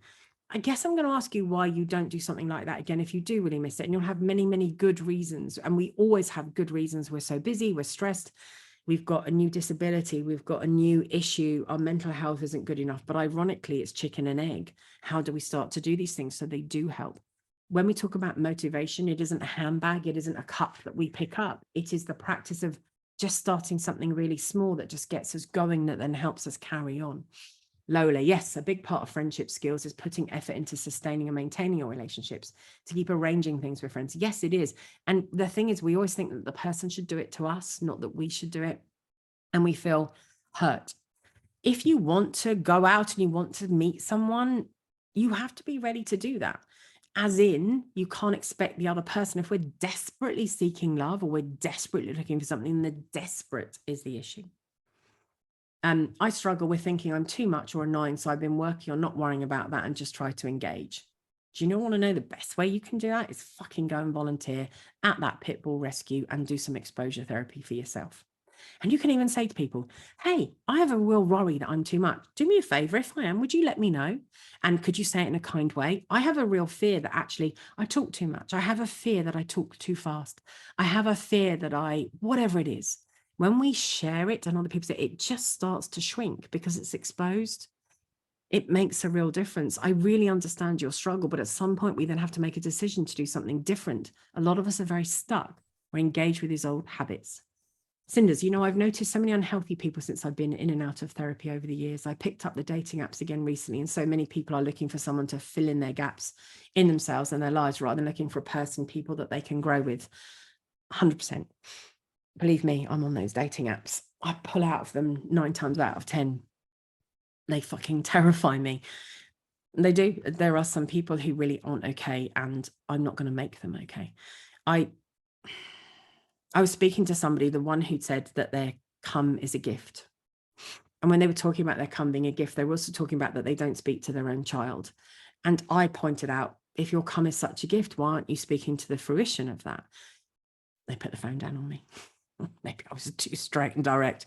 I understand why they did. And I said, look, I'm not willing to talk about this anymore. I'm out, because I want someone who can talk about these things, about those contradictions, about our own wellness and our own health. And you're never going to know who that person was, because I'm not going to tell you clearly. I noticed that about dating apps. I seem to be a fixer. People are very attracted to me as a fixer. Of course they are. That's what I am for a living. But you have to look at, what are you giving out to say that I will fix you? Because actually it's not my job. It's my job to be there for you. It's my job to support if we are in a dynamic already. It's not my job. I don't even know who you are. You can come and pay me for that. It's different. I can only do them in bursts. Yeah. After a few weeks, I can't stand them. Not everyone. And let's also get this right. There are some fucking beautiful people out there. Just, it takes quite a lot. I think Justin Lee Miller, I put it out the other day as a picture quite a while ago. He did some research, and it takes something, I can't remember, 47. It's quite a lot of contacts before we even find one person to meet, let alone date. At Mary, but maybe if you spoke with a person you are building up a friendship with, you might discover that they also feel similarly, because we all doubt ourselves. We really do. Elle, a lot of us have used or still use dating apps as escapism. I think it can also be a way of self-harm when we choose to get ourselves in dangerous situations on dating apps. I agree. It's an avoidance of being okay with ourselves. It's really nice to be chatting to 3 or 4 people, 28 masters in one hit, whatever. I love that. And then we're talking, we feel like we're fulfilled, but actually we're not fulfilled. What is our direction? What is our purpose in life, rather than our need for protection or security or feeding from something else? And we really have to watch that. It's the difference between a good or a bad, or a healthy or an unhealthy relationship, is our motivation. Why are we in this relationship? What are we hoping to get from it? And actually understanding yourself is a really good idea. If you are desperate for love, that hungry heart, as I said, eats a lot of lies. We've got to be very careful about that. If you find that you're coming into an area of yourself from a desperate perspective, you're likely to have certain habits. We often date down. Now, that's a fucking awful thing to say, and I don't mean it as a derisory thing for everybody, but we lower our standards. If I want somebody who's kind of this in life or that in life or does that, oh, you'll do. And actually, they're so different to you. I don't want to date somebody who smokes or does drugs. Oh, you're interested in me. It doesn't matter that you smoke 50 a day or that you do a shit ton of drugs. I'll have you. That's what I mean by dating down. It's not always about intelligence or status or whatever, you know, it really isn't.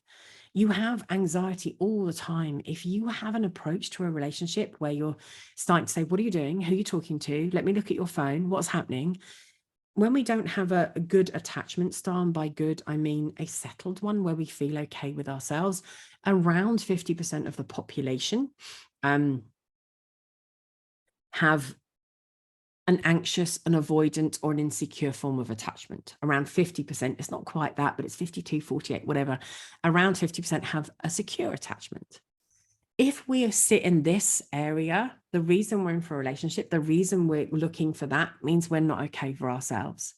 It isn't okay to check somebody's phone. It isn't okay to be controlling. It is okay to have control in your relationship that's been agreed to and is healthy. That control should come from a place of health. That place should come from a place of controlling care, that actually the relationship betters for both of you. It shouldn't be to the detriment of one person and just for the good of others. And we have to really watch that in our world of belonging, because it is about power exchange and authority transference a lot of the time. Cinder's apologies, my typing was interrupted by a demanding kitty. I lock my dogs and my cats out of here. I've really learnt that, because they start barking and shit, and it's terrible. I was going to go on and write that the apps attract some great people too, but for me, I have to be careful and measure out my spoons for sure. And for those people that don't know what the spoon theory is around disability or neurodivergence or different things, it's about how much energy we have to feed in different directions during a day, roughly. I've been in therapy for just over a year. I'm not saying I'll only date people who are in therapy, but I want their mental health management to be healthy. I saw somebody who had quite a few years ago who had some serious sexual issues and quite severe depression. And I said, I don't have a problem with either of those. What I hope is that you would like to get some help or get some support so that it doesn't impact our relationship too much. And he was like, yep. And I said, what would you say is a fair time in order for you to find someone to help you with those things? Because he was bringing it to me quite a lot. I'm not his therapist, and I'm not going to be my partner's therapist. And I wasn't okay with somebody going to bed at 6:30, 7 o'clock at night. For me, that it could have become a boundary. It was definitely not okay for me.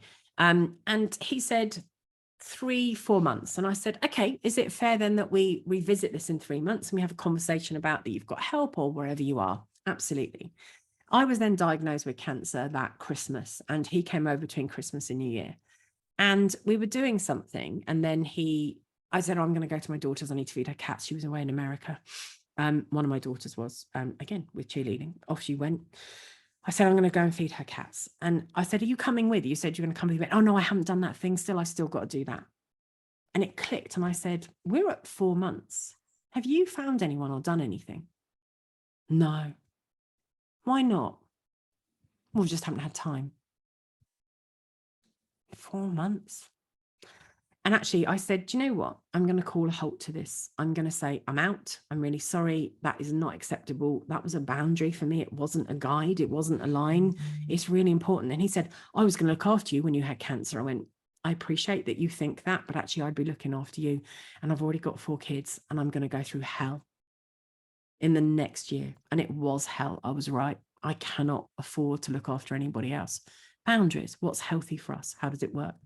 Lola says, good point about escapism with dating apps. There is also a phenomenon of virtual relationships.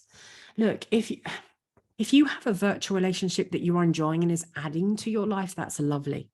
If you have a virtual relationship in your life that is perfection, I think you were there, Jerry, years ago, I think it was before COVID, I was asked a question by somebody in a workshop where the person said, you won't know the answer to this.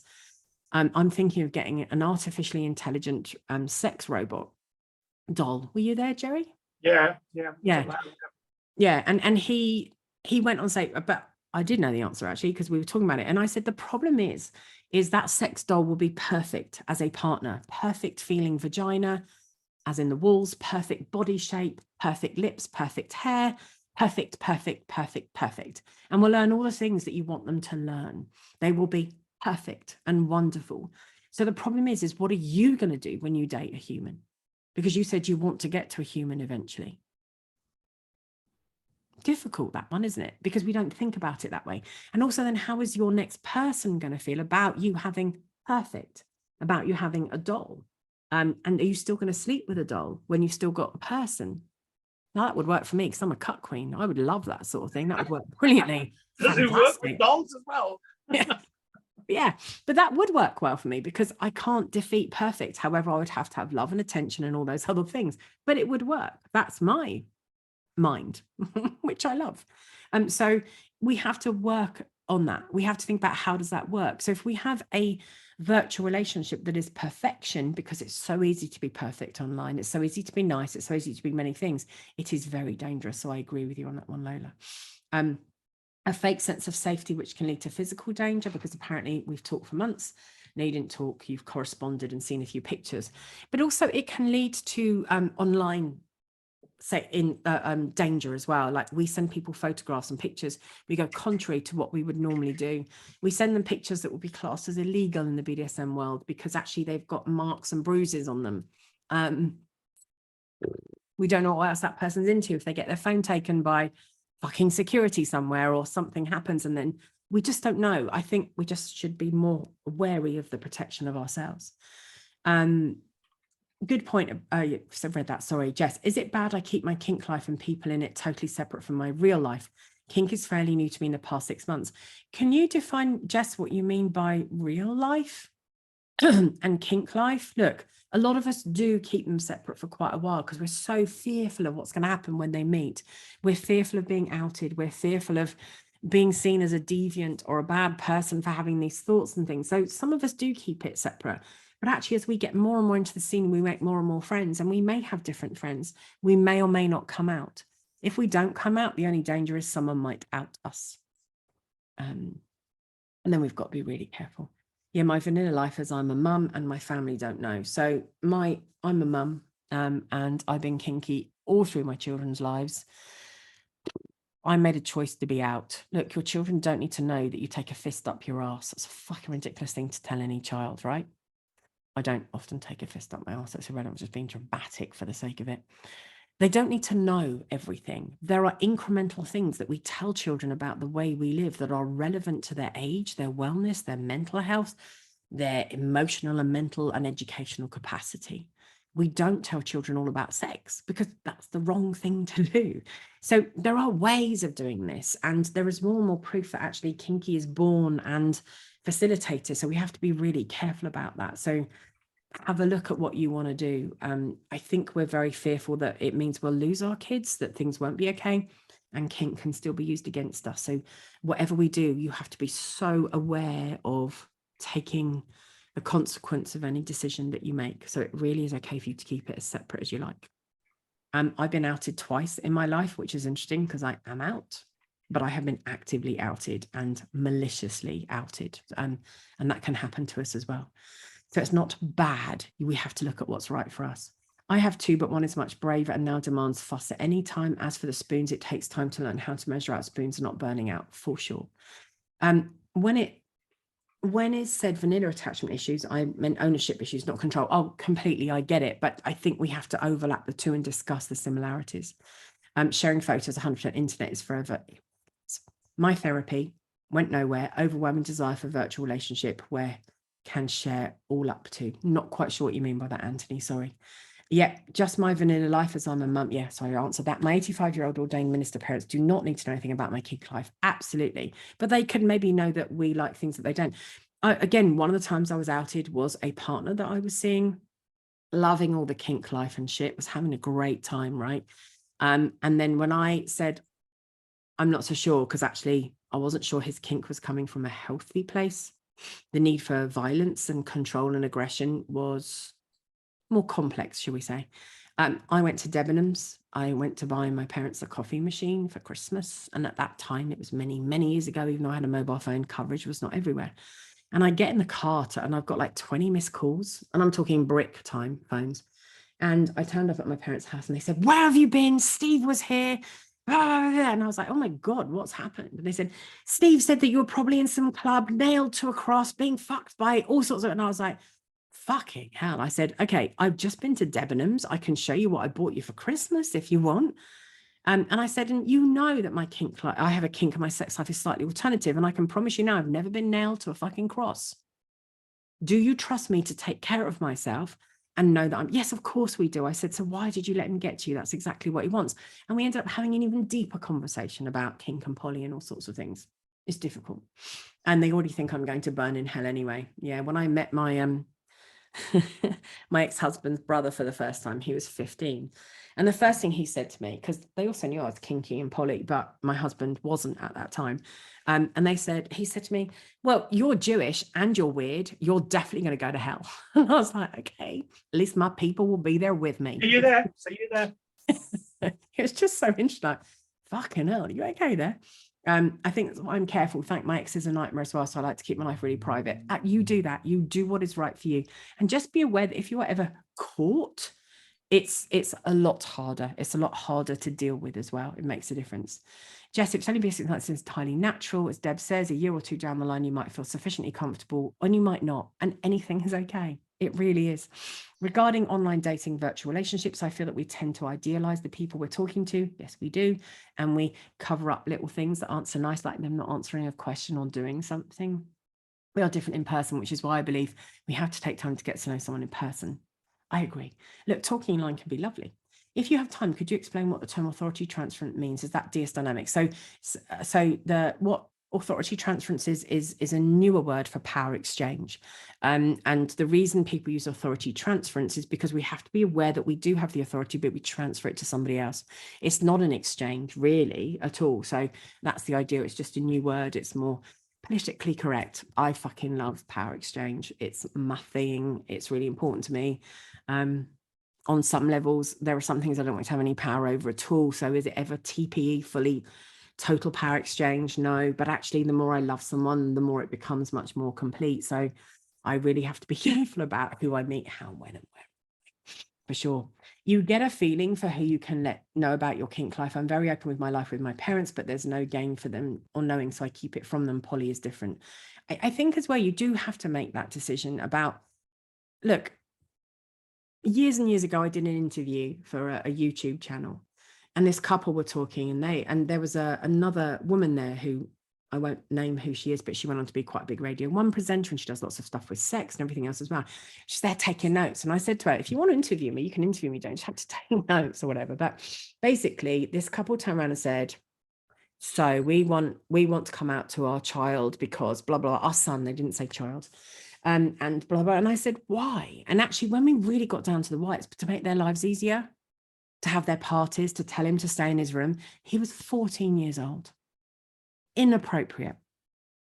You don't come out to make life easier for you. You don't come out because you think it's the right. You come out for your mental health and well-being and everything else as well, but also be aware of what that means. I got suspended from work for 5 days because my boss found out I was going to a kink conference. This was in 1998. Yes, things are definitely changing. Kink, however, it isn't a protected sexuality yet. And it will be years before it is, probably not in my lifetime. So please be careful. I know people that have lost their jobs and lost all sorts. So you have to be careful. So you've got to be very careful. If you're going too fast as well, that's another reason to be really aware of that you're looking for a relationship for the wrong reasons. When we're unafraid to be single, we have higher expectations of our partners. Now, can that take us out in the market? Yeah, it can. We've got to be really careful about that. And finding a kinky partner is so fucking difficult anyway, isn't it? Look, there are apps and things that you can use. There are apps like there's the Obedience website. You can do things like, so one of the things I always recommend when people go into a relationship is the Haynes Manual. And I've been talking about this for 20, 30 years. So it's really boring that I keep mentioning it. And a lot of people talk about it in a similar way. And that is that you write a manual about yourself, about the sort of submissive or top, dom, poly, You call yourself what you like, it doesn't matter. The sort of person you want to be, the ethics, the morals, the values, how to handle you, what service you need from someone or you need to give to somebody. And what we also can realize is actually, if you want to be a submissive or a top, start doing some of those things anyway. Start living that life, because you will only be the better submissive, top, slave, dom, daddy, mummy, baby girl, baby boy, kitten, whatever it is that you are. You will be a better human from doing those things. Like, I would like someone to help me control how much I eat or how much I drink. Yep, that would be lovely. But as I said, people leave relationships and people die if you just focus it on that other person. Whereas if the other person is checking in on you from a control perspective and says, yeah, I want that with you, for you. What does that look like? It looks like this. I've been thinking of doing this. Great. We have a very different adult conversation where control is part of it, but we're not doing it for all the wrong reasons. So having a Haynes manual and doing something can really be helpful. Your apps, your virtual apps on your phones, and I'm not going to say it because she'll talk to me if I say her name, but it's Alex with an A on the end. If you talk to those things, you can change their names. They can call you daddy. They can call you good girl. They can do all sorts of things. And now, as I say, the obedience app is one that you can use. You can use it with friends. You can use it with different things. It's really important that maybe you get that from somewhere, maybe from a friend, maybe from a kinky friend, maybe join a group. There are groups online, there are kit groups, there are all sorts of stuff where you can put a bid in to belong to someone for 3 days. If you need your fix, there are all sorts of things that you can do, and you can put in your boundaries. There are shit tons of those sorts of things around. But it's the pressure on ourselves about being single that's the real issue here, that makes the real difficulty about, am I solo polyamorous? Am I a solo person here? What is it that I want out of life? Am I staying away because I don't want to attach? Are my attachment issues are a problem? What is it that I need? Can you be kinky while you're single? It's a really good question, isn't it? You've got self-bondage, you've got self-hurt, you've got all sorts of little different things that you can do. Tiffa, if you go on FetLife, there people will tell you some of the apps and things, not apps, they're not an app, it's their like groups. So they're things like some of the kit groups and some of the things where people trade and do that sort of thing, or you can put yourself up for auction even if you look for it. Clearly have a very healthy fucking boundaries, please, because if you're going to do that sort of thing and you don't know that person and they're going to control your life for 3 days, it doesn't mean you send them the insides of yourself as to what you had for breakfast. I've got a client who uses one. I'll ask them and then I'll put it on FetLife. They've definitely got a couple of groups that I know of. I've got a client who uses one that's really good. And I'm pretty terrible at setting or maintaining boundaries around relationships, but I adopted a cat 6 months ago and have found myself considering any time I'm asked to go somewhere or meet someone, whether I would rather be at home with my cat. I like that. That's a little bit like having the picture of the child. It's the something else. If you can't invest in yourself, can you invest in yourself through something or someone else? That's a really important principle to learn. It's really handy. Yeah, I've been on the kink scene since the late 90s. But for the reasons being discussed, my late wife and I had to keep kings on the down. Like, even today, now I'm largely out. There are people who there is nothing to be gained. My sexuality is not a hobby. I'll enthuse with anyone about my hobbies, but my sexuality belongs to me and my closest. And I really respect that. How old am I? When did I come on the scene? 65, 75, 83, 84. Look, the internet wasn't around. It was a really different place. You definitely have to give blowjobs and have sex to get into clubs, to get into groups. Fuck me, consent was, yeah, I don't know what that means. In a lot of places, depending on sort of communities you were in, you had to do things to get into things. You had to do things to become things. Kinky is a way of thinking. Kinky is a way of being. Kinky for me isn't a hobby, but for some people it is. We need to differentiate. I'm very much a power exchange, fundamental type of human beings. The human being, the kinky sex is part of that. The kinky sex isn't it, if that makes sense. So for me, it's also about, well, how would that improve myself or somebody that I'm with? And if not, even just for myself, I don't wear diapers, but let's say I wanted to wear diapers, I could wear diapers if I wanted to. I could control things and do things. You can maybe do things with other friends as well that can help with that. What does it mean to be kinky? What does it mean to do kinky? They are two different things. However, we often want a kinky partner to start to do these things to us, for us, and around us. And sometimes we're not going to get that. And if we want them just to be a kink dispenser, we're not considering them anyway. So we have to be really careful about that. Lola, oh, by the way, I think that if someone is singling a kinky person, one of the things that they might face is that might form a relationship is that kink might not be so present. As in, isn't it fairly common for kinky relationships to become vanilla over time? I can tell you now, I want to write a PhD about this. I have 3 I want to write now. Sorry, Jerry, I've added one. One is the transgenerational epigenetic scripting of sexually submissive women. One is the concept of shame in retroactive withdrawal of consent. And my third one now is the statistical analysis of why some relationships that start off as a BDSM or a power exchange relationship end up vanilla. Yeah, because most do. Most do, most of the time. It isn't some, it's, and I'm not saying that. So someone says, have you got any stats to back that up? No, I haven't. I haven't done the research. Could I do the research? Yes. Do I know it'll back me up? Yes. After 41 years and the amount of tens of thousands of people that I've seen therapeutically, the answer is yes. So yeah. So it's interesting. So yes, we don't always get what we want from that. We really don't. I need that link for the 3-day fix. I get it. I'll try and find it. I've tried looking, but I've not seen any good ones. Yeah, that might come into it. As I say, I will speak to that client. I've seen these events on various Discord servers. Discord is a really big one, but I cannot vouch for any in particular. So I would also look at Discord. I would agree with you. That is where my client has one, but I was just going to try and get that one. Has anyone experienced a negative reaction when telling friends and family about poly? Fucking hell, yeah. It's like coming out. Nobody understands. It's like being the worst thing you can be. Like Jesus, when I started, the worst thing you could be is to be bisexual. Oh, you're not fucking gay, are you? And you're not straight.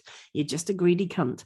And it's so many things. Yes, of course you will find negativity because people haven't done their own looking into how they feel about it. So someone somewhere will be negative. They will be.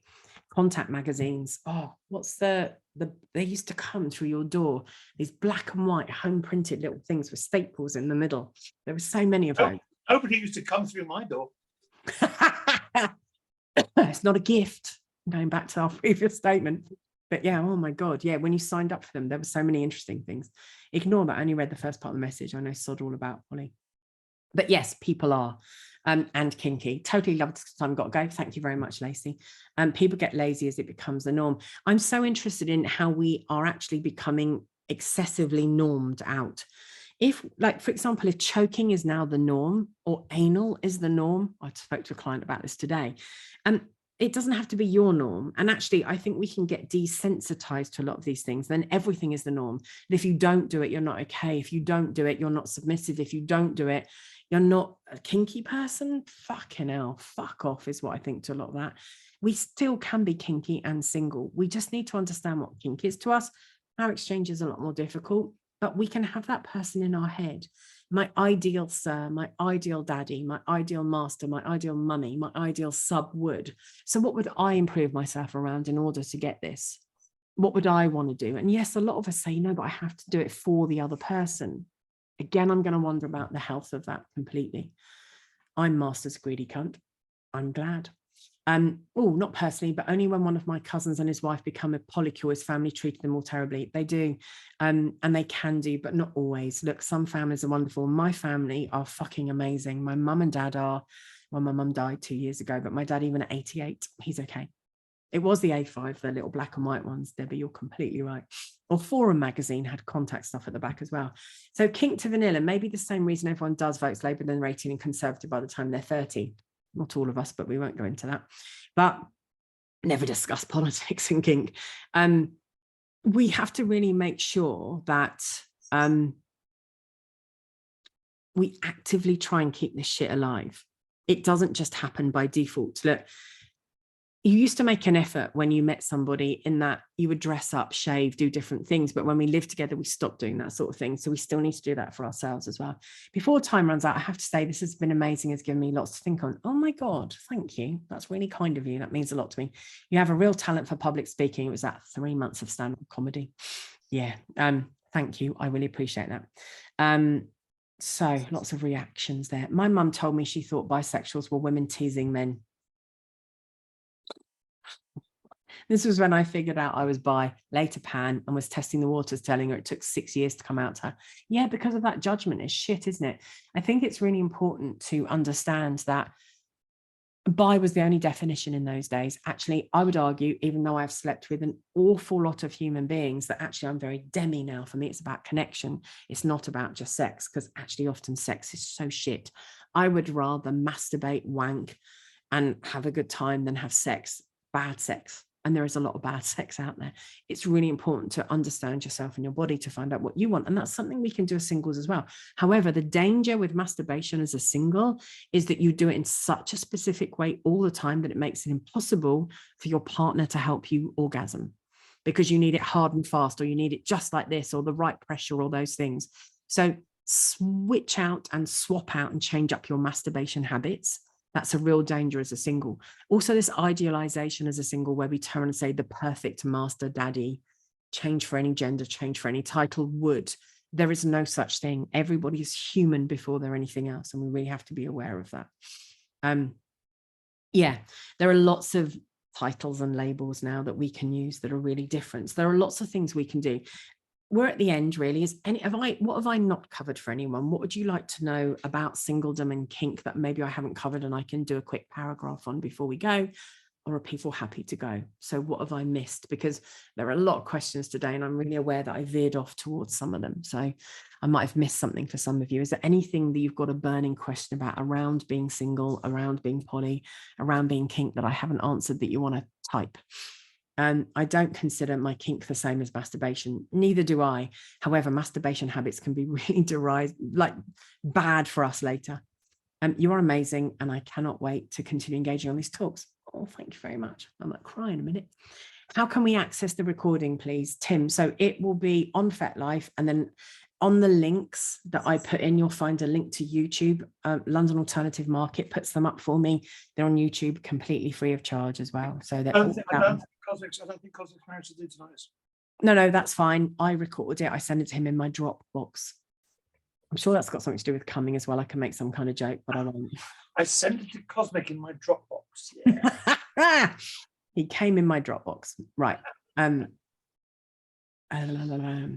Not a question, but echoing the comment that this is the first workshop I've managed to make, and I've really appreciated it and given me lots to think about. Thank you. Love learning, thinking. I love learning too. Deb, this has been a fantastic discussion. Thank you so much. You have been such an asset to this community. Thank you. Do you know what? That's my thing. Part of my ethics and morals and values is giving back. I see 2 clients a week for free. I see 2 clients a week for reduced rates. It's really important to me that I do these workshops. There isn't one for another month because I've got some clashes because of cheer. That can happen. And it's really important to me that I do LAM. I love going to LAM, and I went to Portsmouth last week. I will always do a workshop. Somebody wrote a direct message, finding and paying for a sex worker as a female. What is that, a question? There are plenty of sex workers who are a variety of genders, really easy to get to through things like Adult Works. And of course, there are escort agencies that also offer extras. Honestly, if you're going to go for some kind of sex worker, maybe ask online, like in FetLife or somewhere else, for recommendations. What would you say on that one, Jerry? I'm struggling not to say I'm on Adult Work. Yeah, well, it's why I asked you, and you use that as well, don't you? So oh God, taking up time. Years ago, I was made redundant, and a friend of mine said, "What would you like to do to earn money?" I said, "I'd like to be paid to tie up women." And she said, "Well, why don't you do that? Have an Adult Work profile." So I do. Nobody's ever booked me seriously. Nobody that I would actually do. People have said, "Well, can I watch while you abuse my sister?" and stuff like that. But yeah, there are males. Yeah, I know. I said no to that. Yeah, well, can I watch while you abuse my sister? I once had a guy say to me, "So I still fuck my daughter, and she wants to break your nose while we're having sex." And I was like, "I'm just going now." That's not as bad as the guy, which I spoke about quite a few months ago, who we'd had a fantastic weekend together, and I thought, "Oh, this is really good. We're getting on brilliantly." Who then, on the last time we were fucking, said, "And then we'll find a toddler and we'll murder her." God, Emily, your face. How do I attract these people? I mean, I did phone the police on them. Have you phoned the police? Yes, of course I did. But fuck. So this was fantastic. Gift to the gods. Thank you. Another brilliant session. Thank you. Thank you. You're all being very fucking lovely. I share many of your writings with my mentees. Oh, thank you. I really appreciate that. Thank you for being a wealth of information. Thank you. Thank you. You're really welcome. Red flag. I think it was more than a red flag. I think it was, I shit myself. Fuck. Look, there are some very strange people out there. Sometimes it's better being single, and it's really related to this, isn't it? There are some very strange people. We can find things that work for us. Being single isn't a bad thing. You've got to work out what it means to you to have somebody. Are we going in the right direction for that? And we also have to accept that actually a lot of the time we might not find someone, and that's okay too. But you have to come to terms with that, and that might take some grieving. I don't friend anyone on FetLife Tiffer. I'm sorry. You can follow me as The Kink Shrink, capital T, capital K, capital S. I have a personal profile, clearly, because I'm advertising, because I would like to find a male dominant at some point, but I only friend people I know physically and have met, or I follow because I like their writings or things. You still haven't friended me on your Kink Shrink profile. I don't friend anyone on the Kink Shrink profile. I just follow Poppy so she can help me with a bit of writings and stuff. So I don't follow anybody. So I'll tell you why. To comment to reply to that comment a couple of seconds ago, I would rather be single and be me than be attached and it be the wrong person and me not be me. Because you've done that for years, haven't you? A lot of us have done that. Heading to Patreon. Oh, thank you. Yes, I do have a Patreon. And I do have a coffee, KOFI. I don't charge for anything. If anybody wants to drop me a $5, thank you very much. I pay for a lot of things that I do, and you don't have to. I'll write it down for you. So, oh, there you go. The Kink Shrink. It's just got a capital T, capital K, capital S, but you'll find me. It's just some pencils. So feel free. There are loads and loads of writings. Thank you for a patron or for a coffee. I appreciate that, and you don't fucking have to. Absolutely do not. I love giving back. It's part of what I do as well. Oh, thank you. Let's stop being nice to me. I won't be able to fucking walk out the door in a minute. Fucking hell. There's no dom good enough for me, and that's it. I'm fully done now. I think some people think that. Anyway, thank you very much. I really appreciate your input as always. I'm not quite sure what the next workshop's going to be about in a month's time. He's not born yet. I'm not into that sort of play, I'm afraid, Venus. Anyway, thank you very much for your time. I really appreciate all of you. I do. I really appreciate your support. And if you want to ask a question or have a specific workshop, let me know, write to me, and we'll do that as well. Maybe I should do an attachment workshop, because that seems to be a question that comes up quite a lot. A workshop on attachment and patterns. I've done that before though, I think, but I don't think I've done a recorded one. Anyway, Wanker Wave. Oh, thank you, Cinders. We just did thank you very much for coming. See you all again soon. Take care. Thank you. See you in the hot tub. Bye. I'll tell ya. Bye.